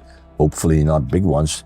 The last big one we had was down in Yucatan, and we turned into a cold winter. The sun was blocked for several years, and life cannot exist without sunlight. The biggest black hole merger ever was recently detected by scientists, and it could lead to evidence of a new, extremely rare type of black hole. The collision was discovered by the LIGO-Virgo-Cagra collaboration, 3 different detectors constantly looking for gravitational waves, which are ripples in the fabric of space-time, first predicted by Albert Einstein. Now, it's assumed that there were 2 black holes, approximately 100 and 140 times more massive than our sun, that merged together to form one even bigger black hole, 225 times bigger than our sun's mass. Now, black holes holes currently fall into two separate categories: stellar black holes, about 2 to 12 times more massive than our sun, and supermassive black holes, anywhere from 100,000 to 50 billion times as massive. Anything in between is called an intermediate mass black hole, and we weren't really sure how they could form, which is why there's something called the mass gap. But this recent merger that was just observed shows us that there might be such a thing as second-generation black holes that didn't form from stars, but from each other. I started writing a book a while back. What you hear next is just a tiny piece of it. Everything humans build now seems to follow a grid. Roads, cities, digital systems, even the way we think and talk to each other. All straight lines and boxes. It's as if we are being managed by people with a collective case of obsessive control disorder. And maybe they are not sick. Maybe they're just afraid. The grid is safe. It's measurable, predictable, contained. But the human soul isn't. Most of us aren't wired that way. We are curved lines pretending to be straight ones. And I keep looking at cities and wondering who decided this was the best way to live. The planners lay down their rectangles, but people will always carve their own shortcuts through the grass, won't they? The body knows what efficiency feels like. It doesn't need permission from a plan. Yet history tells another story. Civilizations that built grids often advanced technically. Order brought progress. So does that make it right? Or are we just imitating something we once glimpsed, an ancient code we half remember but don't fully understand? Maybe this need for symmetry and structure is a distorted echo of some older intelligence, something that once organized chaos without killing its poles. I get why order matters. I've lived it, in a kitchen. In a kitchen, if there's no order, everything burns, timing collapses, flavors die, and chaos becomes waste. I know what discipline feels like when it hums. That beautiful rhythm when knives, fire, and movement all align. So maybe civilization is just a kitchen scale to planetary proportions. A space where order keeps us from eating ourselves alive. But the paradox drives me mad. If order can come from chaos, why do those at the top seem so determined to crush the chaotic altogether? Why do they want to grid the human spirit into obedience to smooth out every unpredictable spark? Creation needs disarray. Thought needs friction. Even life itself is born from chaotic collisions, a cosmic kitchen where ingredients collide, emotions, chemicals, atmosphere, timing, electric charge. Each birth a new recipe, never to be repeated. There is no standard formula for a soul. So yes, I understand the need for rules. I understand why order matters. But when it starts to cage the very thing it's supposed to protect, that's no longer order. That's ossification. And if there's any justice left in the stars, I hope the universe keeps screaming no to the grid. Why are they setting beehives on fire in New Zealand? So it started with the ostriches in Canada, and now they're burning quite literally healthy beehives in New Zealand. Don't you remember what Albert Einstein said regarding the bees? If you don't, I got you. He said that all the bees died off, that within 4 years, life would no longer exist on the earth. Now, completely unrelated, 1000% not relevant at all to this behind me. Do you know how good honey is for us? I mean, it's really like a miracle substance. The antibacterial quality of this honey, that it can last for thousands of years. I mean, it's actually insane. It's been used for treatment for so many things over the thousands of years. Oh right, the honeybee die-off and also the flamethrowing of beehives. Check out this crazy article. And there's a lot of other research, scientific research showing that frequency harms these bees. Whole bunch of stuff. You saw that right, TikTok, it's proven. But wait a minute, they say the bee population's increasing. No, these are managed beehives. But this chart right here shows a massive decline in the population in the hives of bees. It's literally been cut in half over 20, 30 years. And while they say that it's not happening, the bee population's fine, even AI knows it's a load of bullcrap. But not just AI. Researchers at Washington State are projecting that commercial honeybee colony could be 60 to 70% lost this year. Wonder what's going on. Make sure you catch the show today. YT. In New Zealand, we've been told to burn a perfectly healthy, strong hive. Look at that. beautiful hives. They're even starting to create new queens in these hives. So everything's going well with this beehive. We're being told to burn healthy, strong hives. Because Marco Gonzalez from MPI is telling us this site is abandoned. Actually, I think he just wants the bee site for all to himself. Have no disease. Look at them. Look at how strong and healthy these bees are. No disease, nothing. These are perfectly strong hives. Last week, my staff told me to actually start bringing boxes here. So I got told to bring boxes here. And I got email from Marco Gonzalez to burn the beehives because they were abandoned. I can tell you right now, look at here. Look here, brand new treatment, perfect, healthy treatment. If you're a beekeeper, you'll know that that's actually perfectly healthy treatment. And this has been recently worked. When I mean by recently, I mean weeks ago. Even an AP2 officer actually told me, actually, this site is a perfectly healthy site and it's great, ready for splitting. Now, I don't think there's a direct attack on the bees specifically. I think it's more nuanced than that. Whatever system is being built and expanding at such a rapid pace seems to be heading toward a world where humans can no longer, well, truly sustain themselves. And in that kind of world, bees simply aren't needed, because if you remove the bees, you remove nature's ability to self-regenerate. You destroy the natural cycle that allows us to grow our own food, to live independently of the system. If we lose the bees, we lose a huge part of our ability to grow food on our own terms. And I think that, or at least the idea of that, might be part of the bigger picture here. The alleged agenda, if you will. The funniest thing about this chart is that the median age for homeowners buying a house in 2005 was 39. But the median age for homeowners buying a house in 2025 is 59, which is a 20-year increase over 20 years, meaning that the same exact people who were buying homes in 2005 are still buying homes in 2025, and there's just, where are the homes for us?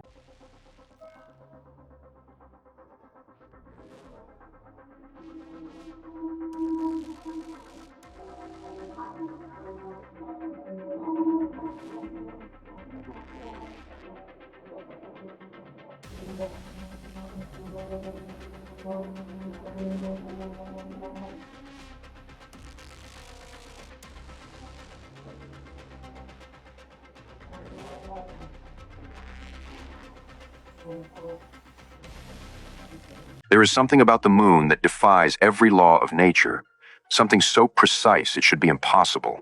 During a solar eclipse, the moon covers the sun with perfect accuracy. Not too big, not too small. Perfect.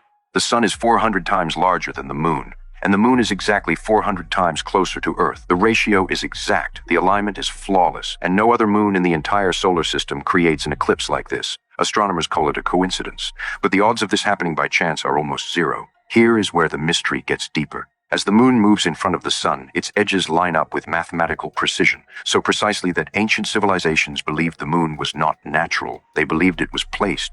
The Zulu people said the moon was rolled into the sky by ancient beings. The Mayans said the moon was a mirror hung in perfect position. The Sumerians called it the great ship that controls the heavens. And modern scientists discovered something even stranger. The moon is slowly drifting away from Earth at the exact rate needed to keep producing perfect eclipses in our era. Not before, not after, only now. Why would a natural satellite fit the sun with this level of precision only during the era of human civilization? Why does the moon appear exactly the same size as the sun from one planet in the vastness of the universe? And why does our moon have the perfect mass, the perfect distance, and the perfect orbit to stabilize Earth as if it were engineered? If the moon was simply a rock, none of this would happen. But if it was designed, the perfect eclipse stops being a coincidence. It becomes a signature, a mark left by whoever placed it there. So I personally believe the moon to be an ancient relic, like an artifact, if you will, from a time long forgotten. Probably, well, from before our recorded human history even begins, because, well, honestly, nothing about it makes sense at all. Think about it, okay? It's perfectly sized to create total solar eclipses, something astronomically rare. It's exactly the right distance from Earth to appear the same size as the sun in our sky. Its orbit is unnaturally precise. Its density and composition don't match what we'd expect it, well, if it was formed naturally from the Earth or the surrounding debris, and it even rings like a bell when struck, as NASA once discovered during seismic testing, as if it's hollow or at least not entirely solid. Then there's the coincidence that it perfectly stabilizes our planet's tilt, the very thing that makes life as we know it possible.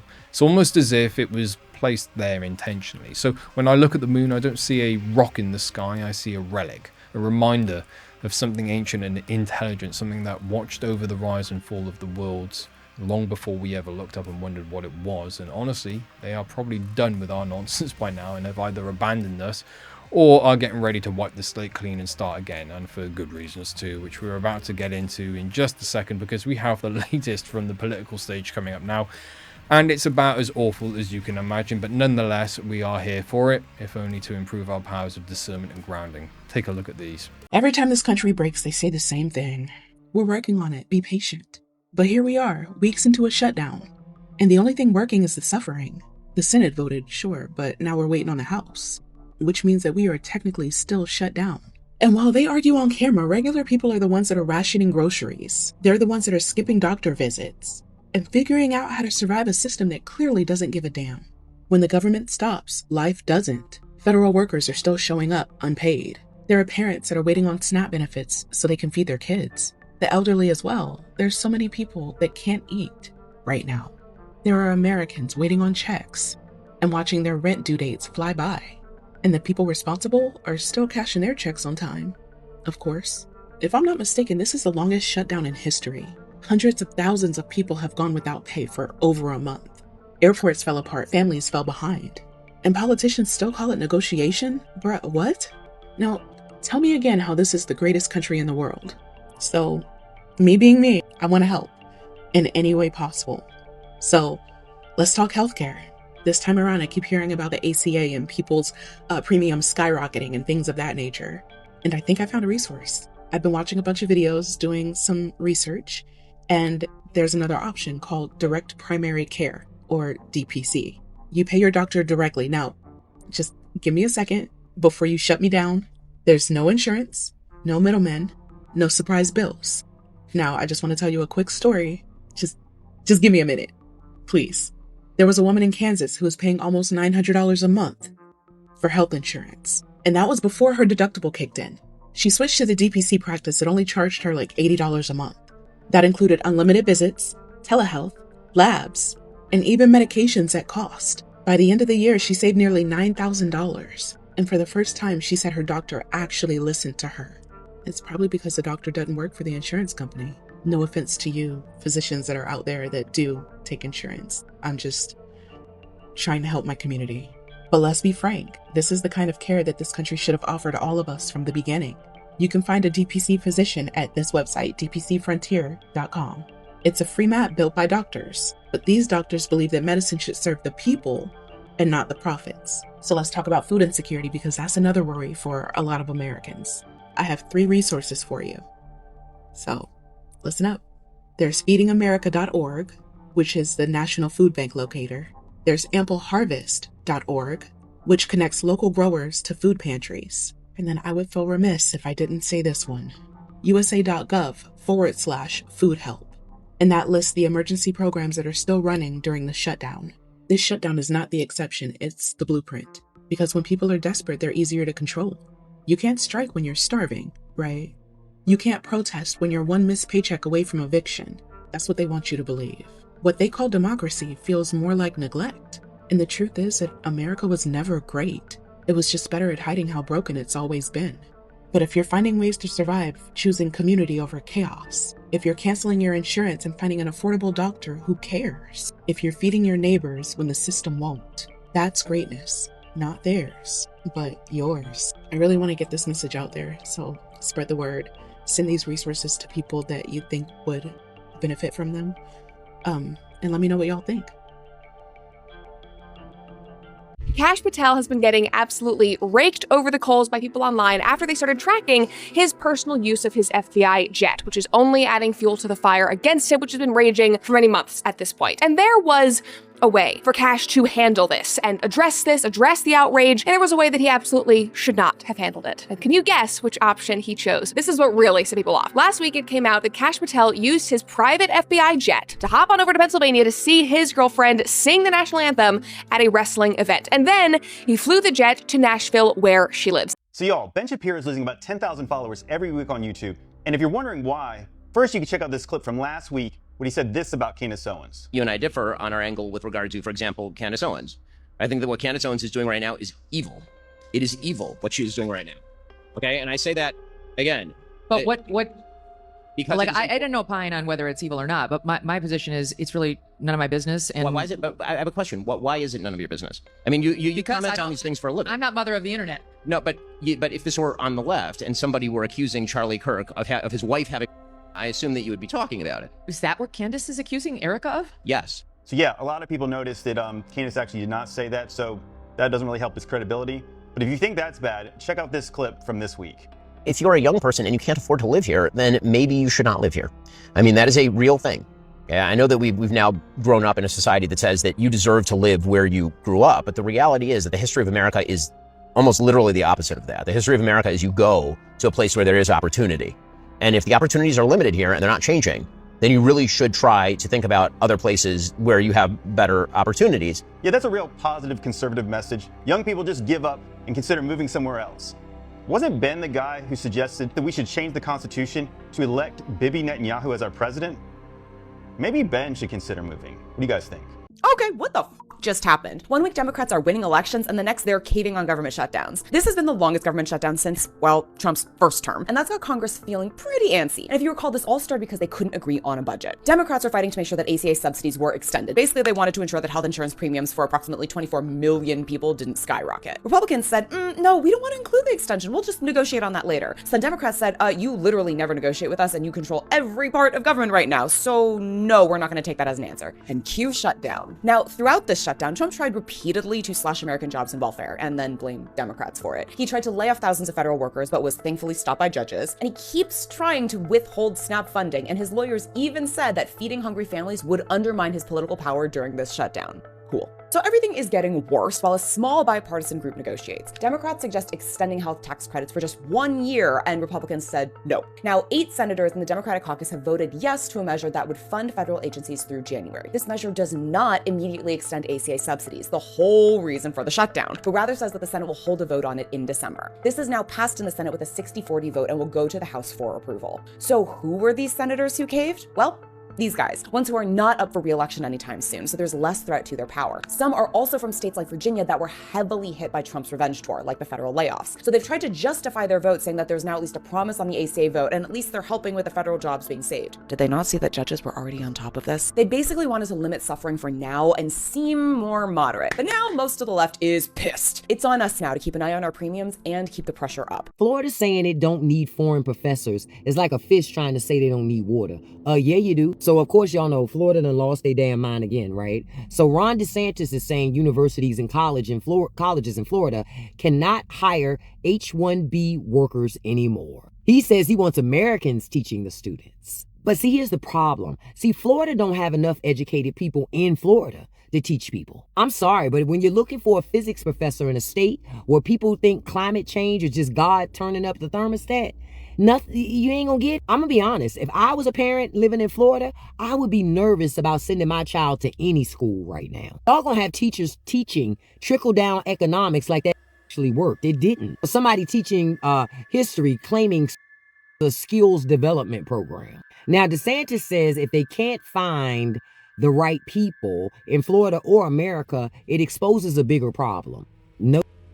The biggest problem is the American education system, and it doesn't help that the Republican Party is pretty much destroying the Department of Education. They say we don't need that. You can't build strong colleges if the entire foundation, grade school, where the kids learn the beginning of things, if all of that is just unstable like wet cardboard. And the irony with DeSantis doing this is his own party is the party that is abolishing the Department of Education. That's not liberals. That's like burning down your own kitchen and trying to figure out why your dinner's still raw. So you think Florida gonna find enough people to fill those jobs? Because I don't think so. Or are we gonna see Professor Bubba teach astrophysics next year? What y'all think?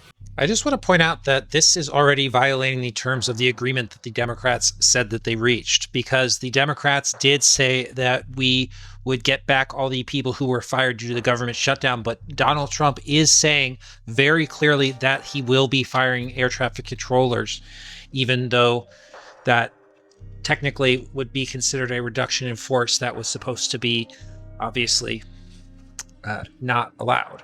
As you can see, Secretary Sean Duffy, the transportation secretary, is saying that what Trump says is right, and he's thanking the ones who've worked, but apparently they will be fired. And if you think that Jeffries is on our side, he's clearly said that Schumer is effective and should keep his job, and yet they are opposing this shutdown. Okay. The meltdown happened live, and it said everything we need to know about today's left. MSNBC's panel couldn't believe what they were hearing. Democrats, fresh off an election sweep, suddenly cave and ended the nation's longest government shutdown. They used the standoff for weeks to hammer Trump, call Republicans heartless, and promise that they would never back down. Then, right after the ballots were counted, they folded. Even MSNBC couldn't spin it. You guys are going to hear the moment that they realize what just happened. It's one of the most revealing live reactions you will ever see. And what happens next will change it all for the Democrat Party. But I want you guys to let me know in the comments, did Democrats just expose their whole shutdown strategy on live television? Let's go ahead and break this down. So my name is Tom. I'm with the Daily Beltway, and I'm also a White House correspondent for the Next News Network. And we just saw something you almost never see on television, a mainstream network losing control of its own narrative. A full MSNBC panel on live TV realizing in real time that Democrats had completely folded after 40 days of shutdown posturing. But before we get into this, make sure you guys subscribe. We're going channel, and every like, comment, share, and subscription helps us keep this community alive. Let's get into it. It's strange, Dean, to go back to the original sort of part of this conversation of whether he is a good deal maker. I mean, in a way, it seems like the president is kind of getting what he wanted 40 days ago when all this started. He was out there saying that, oh, this is all about Democrats trying to give health care to illegal immigrants. He just said that to reporters moments ago, repeated that refrain that Democrats had actually very successfully pushed back against. Then there's all this energy. In the wake of the election on Tuesday, the president made remarks saying basically, wow, Republicans are being harmed by all of this, acknowledging that he was on his back foot. And now here he is winning again. How did he do it? The Democrats, I don't understand how a Democratic senator goes, wow, we won really big. Let me cave now. I don't understand. That makes no sense to me. Well, maybe to be, to Anthony's point, if they were cynical, like if we wanted just to hold this out until we get through the election, and then after the election, we got the wins, let's... He said it. What you guys just saw wasn't theater. That was the sound of realization. For over a month, Democrats built their entire campaign around the shutdown. They called it a stand for healthcare, fairness, and working families. But once election night was over and their pollsters gave the green light, the party that swore would hold firm quietly moved to end it. 8 Democrat senators, enough to hand Republican the votes needed to reopen the government, and that was the lie. They said that Republicans could do it any time. We needed 8 Democrats. We only have 52 Republicans, and we needed 8 of them to get to 60. And those people, they crossed the aisle. And they did it without extracting a single major concession. And the MSNBC panel, made up of loyal party voices, was visibly shaken. They weren't angry at Republicans, they were angry at their own side. One analyst tried to justify it as strategy. Another admitted it looked like the entire shutdown had been timed for maximum election advantage. Correct. By the end, they all understood what happened. The Democrats had used the shutdown as a political weapon, and now that it served its purpose, guess what? They dropped it. And that means hundreds of thousands of federal workers went without pay. Small businesses lost contracts. Families missed mortgage payments. And for what? For a talking point that expired the moments the ballots were counted. And Trump held his ground, and Republicans didn't budge. And in the end, Democrats caved, and the media finally had to face the truth live on air. And here's the part that they never expected. The voters, they were watching. Don't forget that. They saw who played the politics, and they saw who stood firm. And if you guys got value from this update, please tap subscribe. My opinion is next. And what we saw on MSNBC was honestly, probably honesty by an accident. They mask slipped. For 40 days, Democrats painted this shutdown as moral warfare. They claimed they were fighting for working families, but when the election was over, they ended it overnight, like within a couple hours. That's not leadership, that's manipulation. Trump stood his ground, refused to cave, and he was proven right. The media's meltdown wasn't about the shutdown ending, it was about losing control of this story. This is why independent conservative media matters, folks. You're watching it. Because when the establishment shows its hand, someone has to call it out. This Republican deserves honesty, not theatrics. And again, guys, stay tuned, stay sharp, and stay free. God bless. The crazy thing is that this is completely true. And we all know it. Everybody knows it. But check it out. You can say whatever you want about President Trump, but the fact remains his critics, if President Trump pulled a drowning baby out of the ocean, his critics would accuse him of starving the sharks. Breaking news out of the White House, where President Trump says that all air traffic controllers must get back to work now, despite the fact that they are still not being paid due to the Democrat shutdown hoax, which did fool many of us because we believed they were fighting for our health care. It turns out that the Democrats were indeed just doing this as a political ploy to make many people suffer and many SNAP beneficiaries worry about the future for their families. But even with that said, the Senate and House have not actually reopened the government. So Donald Trump is saying that any air traffic controllers who are not at work will indeed be fired. But unfortunately, those air traffic controllers are going to be having to do other jobs in order just to survive due to the Democrat and Republican shutdown hoax. But again, The Democrats did say that this was to protect our healthcare, and then they sold us out and did it just to help with the elections. No, because this has me absolutely so worked up today. What do you mean she's been giving access to a puppy in her cushy little prison that she's in, when she is not even supposed to have access to animals or any animal-related programs due to the gravity and the nature of her crime? And the fact that this is happening, knowing that Ghislaine Maxwell not only has a history of harming children, she has a history of harming animals. Do we forget what her close friend of many, many years said she witnessed Ghislaine do with a puppy? We remember Christina Oxenberg, right? I did a whole deep dive on her and her family. Her mother was Princess Elizabeth of Yugoslavia. Christina's sister is Catherine Oxenberg, who is the mother of India Oxenberg, who was in the Nexium. Christina Oxenberg is the cousin of Prince Andrew, and she is the long-alleged love child of John F. Kennedy, who her mother admitted to having an affair with the year before Christina was born. Not only that, she has known Jeffrey and Ghislaine since around the 80s and became close with Ghislaine especially in the 90s. And since everything has come out about Ghislaine and Jeffrey, Christina spoke to the FBI. Here she is in Jeffrey and Ghislaine's little black book. And on top of speaking to the FBI about everything she knew about Ghislaine, she's written a book called Trash: Encounters with Ghislaine Maxwell, and she has called out enemy of the channel Daphne Barak for platforming Ghislaine Maxwell and allowing her to do interviews that try to take the heat off of Ghislaine and place it on other people. And she is the person who took this infamous photo of Ghislaine Maxwell. You get the gist. This woman was very interconnected in the same scene that Jeffrey and Ghislaine were for many, many years, till coming forward and renouncing all of the people who she felt she needed to renounce and share everything she knew. One of the things that Christina Oxenberg shared about her friendship with Ghislaine Maxwell was a story about how shortly after Robert Maxwell passed away, Ghislaine Maxwell invited her over to her apartment in New York City, and Ghislaine was acting very erratically and bizarre. I went into it in the deep dive, but basically Christina witnessed Ghislaine throw this Yorkshire Terrier puppy around the room multiple times violently and laugh about it like it was hilarious. Here's a photo of Max in the birthday book being held by either a victim or someone in the core four. So the fact that we have it on very good authority that Ghislaine Maxwell has a history of harming animals, obviously as well as human beings, but animals, defenseless animals, puppies, we're deciding it's a good idea to give Ghislaine Maxwell a puppy? What? Like, the lack of care for life in the timeline that we're living in is becoming so exhausting. Like, truly, we can't protect people, we can't protect children, we can't even protect animals under this administration. I am literally so, livid about this. And while all this is happening, I want you guys to remember that Donald Trump and Ghislaine Maxwell have a very close connection. She wasn't just the girl who his buddy was dating.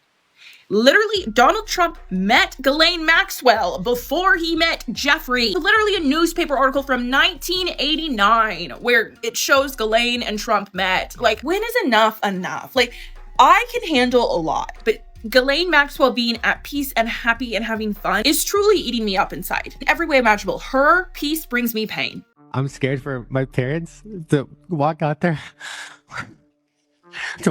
house because I might not be able to say goodbye to them if they go to work. I might not ever be able to say bye or see them again if you guys don't side with us. And I'm scared because of it, because they fought so hard to come here and choose a life for their kids. And I really hope you guys do hear what everyone in this room has been saying, and I hope you guys do side with us, because we are fighting for our rights. And we are getting treated like animals because people judge us by the color of our skin and the way that we talk. And we have a president that acts like a child and doesn't side with us because of the way he thinks about us. And I'm tired of it. I'm tired of telling my mom and dad every day after school that, have you seen the new video of ICE pulling someone over because of the color of their skin? I'm tired of everything. And I hope you guys really do something about it, because I really do want something to change, because I should not live like this as a 16-year-old. I shouldn't be scared. I should be focusing on school, and I can't even focus on school.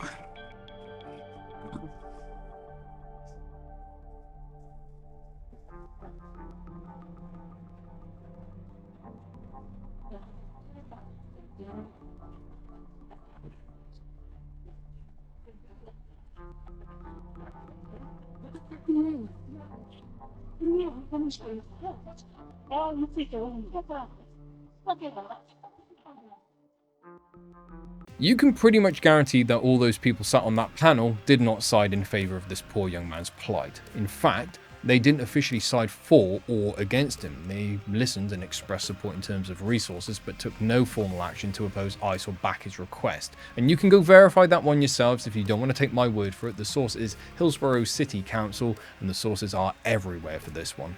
In 2023, an incredible video was captured by photographer Dmitry Lyashev on a flight over Yakutia, revealing a seemingly endless long wall. Following the release of this footage, scientists began scrutinizing the images and concluded that the wall was man-made.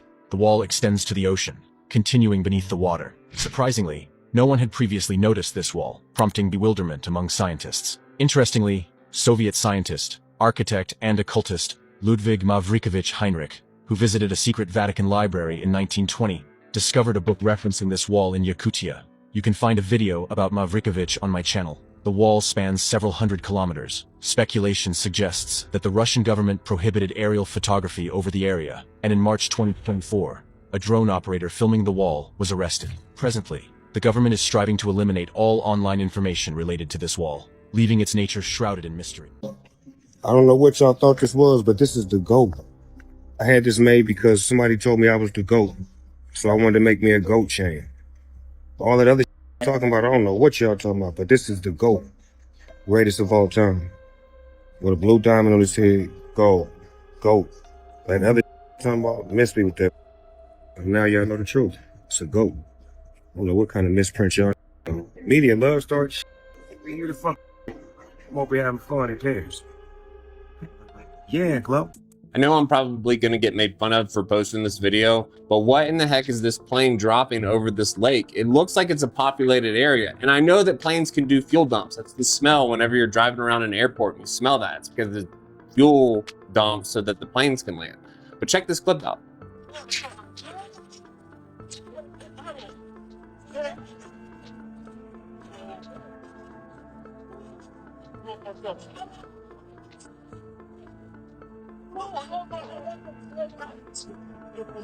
Vamos, por favor, que se retribuye el bolillo. No, lo va a volver a levantar. Va con motor, va con motor. Vamos, la puta madre, dale, cuidado. Largo combustible. Eso es largar combustible para poder aterrizar. ¿Largo combustible? Sí, eso es largar combustible para aterrizar. ¿Eh? Tira todo el combustible. Está poniendo un producto en el lago. ¿Qué chico? Nunca en mi vida había pasado. No, largó producto del lago. No, están poniendo un producto del lago. I did a little bit of digging into this video. It's this is a lake in Argentina, okay, a Boldaga Lake, and you know that doesn't look like a fuel dump. From what I understand, fuel dumps happen from like the wings. The reason why planes do this is so that they can safely land and distribute weight or whatever. But that's the smell you smell around airports, and sometimes in the neighborhoods around airports, that smell, that fuel. But people are also saying this is someone just practicing with water. Okay, so this is the part that I'm going to get made fun of. This looks like a 737 to me. And as far as I understand, 737s don't do fuel dumps like this. Definitely not from this. Something about this seems weird, but maybe this is a firefighter plane or something. It looks like a passenger jet. Yep, it's happening. It's happening. Israel has just put billions of dollars into the software ChatGPT so it can be more favorable toward Israel and Jews. Yeah, you cannot make this up. They want, so when you ask it questions, you want the questions to be answered in a way that uplifts Jews and uplifts Israel. Essentially, they want it to be pro-Israel. This is insane to me. So what they're doing is, so if you type in like certain Christianity questions, like, who is this? You know what they're going to do? They're going to say it wasn't us. They say it's to stop anti-Semitism. This whole anti-Semitism thing is a little strange because I feel like I don't see a lot of anti-Semitism. If anything, I see them kind of running the world, if you know what I mean. So do y'all not see the writing on the wall here? Like Oracle has ties to Israel. They bought TikTok. They've changed TikTok completely, and they're going to continue to do it. They're putting billions of dollars into ChatGPT, another thing that a lot of people use, and they're continuous. And then there's a lot of things that we don't even hear about that we'll probably hear about at some point in time. They have ties to Meta, Zuckerberg, right? It seems like Israel is kind of buying the whole world right now. Do y'all not see it? Now, this video probably won't get pushed because I'm talking about the people who kind of own the app, but This is insane to me, y'all. Now, I wasn't personally able to verify this claim at all. I looked into OpenAI's investment, searched for any connections to Israeli entities, both private and public, and even checked if there were any financial ties or terms listed anywhere, but nothing turned up. So my best guess, this is just another piece of fake news, more fear-mongering to throw onto the growing pile of shock headlines floating around lately. And just to be clear, that's not me being pro anything. I don't take sides. I stay neutral, do my own research, and try to actually understand things before drawing any conclusions. If the Speaker of the House can be voted in, he can be voted out. It's called a motion to vacate the chair. It's been in the rulebook since 1801, like a safety valve for democracy. It's a way for the House to remove a speaker who abuses power or refuses to do the job. The founders expected Congress to be messy, loud even, but self-correcting. They didn't want kings. They wanted caretakers of the people's power. So they gave the House a built-in reminder that says, you've forgotten who you work for. For more than 2 centuries, that rule just sat there, collecting dust, because even the most partisan speakers still kept the gears of democracy turning. Then came 2023. The House was choosing a new speaker. Kevin McCarthy wanted the gavel badly, but a small faction of far-right Republicans didn't trust him, so they made him agree to change the rules so that only one person would have to call for his removal. Before that, it took several. McCarthy agreed. He handed them a loaded weapon and called it a compromise. Why? Because they didn't want a leader. They wanted control. They wanted someone who would use shutdowns like weapons, someone who would treat compromise as betrayal. McCarthy, for all his ambitions, still believed that government had to function, and that made him dangerous to them. When he worked with Democrats to keep the government open, Representative Matt Gaetz pulled the trigger. He used McCarthy's own rule to remove him. It was the first successful motion to vacate in American history. And here's the irony.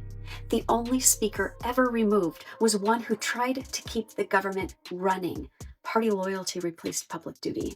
And McCarthy, the first ever speaker ousted, resigned that same year. He wasn't corrupt. He was just outnumbered by chaos. After his fall, the House didn't become more democratic.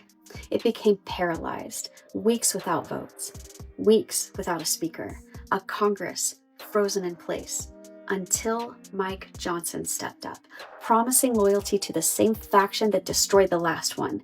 He learned the lesson. Don't cross them. And so in 2025, Johnson isn't governing, he's hiding, keeping the House out of session, blocking votes, refusing to seat a lawfully elected member, holding the people's house hostage, not out of leadership, but out of fear. This is the inversion of everything the founders built. The rule meant to protect democracy has become a weapon against it. It was written to stop corruption, not enable cowardice. Now it punishes those who govern and rewards those who refuse to. If ever there were a time to use that rule for its true purpose, it's now. Because this speaker isn't being targeted for doing the right thing. He's choosing not to do anything at all. You can't defend the Constitution by refusing to use it. You can't represent the people by silencing their voice. He's not leading the House. He's holding it hostage. This is the pattern. A government that once feared tyranny from the top now tolerates paralysis for political safety. Yes, the speaker can be removed. Yes, the Constitution gives the House and the people the tools to correct course, but tools don't work when they're left on the table. Authoritarian power thrives on exhaustion, and the people who win these fights are the ones who don't stop. So what can you do? Everything that reminds those in power that they work for you. Call, write, vote, stay loud, and stay present, because the House belongs to the people, and it's time it start acting like it again.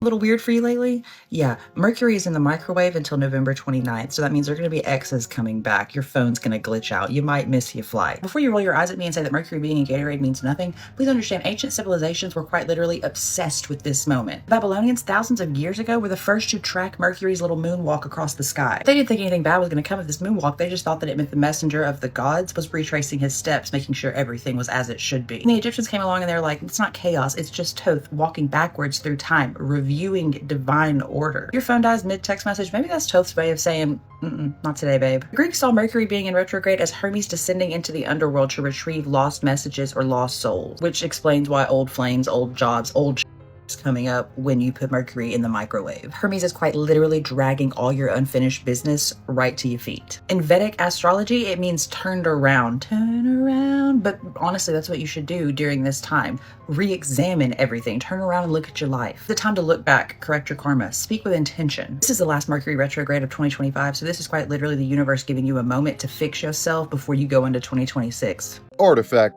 Part 36. Kim Kardashian's 2018 Met Gala photo taken in front of the gilded coffin of Nejamonk caught the attention of the Manhattan DA's Antiquities Unit. When investigators looked into the artifact's paperwork, they discovered the export documents were forged and the coffin had actually been looted from Egypt in 2011. The viral photo helped trigger the investigation that ultimately exposed the work and led to the coffin being returned to Egypt in 2019. When Yoshitaro Shibasaki and his team scaled Mount Tsurugi in 1907, believed at the time to be Japan's final unclimbed peak, they were stunned to find ancient relics already waiting at the summit. A decorative metal staff fitting and a sword were discovered near the top, and later analysis revealed they'd been placed there over 1,000 years earlier. This 250-year-old mechanical swan still glides and bends its neck as if it were still alive. Built in 1773 by master showman James Cox and ingenious inventor John Joseph Merlin, the automaton uses hundreds of hidden clockwork components to make the bird preen, ripple the water below it, and even snatch a silver fish from the stream. In 1835, a man digging a duck pond in Margate, England, accidentally discovered the Shell Grotto, an underground chalk passage decorated with about 4.6 million seashells arranged across 2,000 square feet of mosaic. Most of the shells, mussels,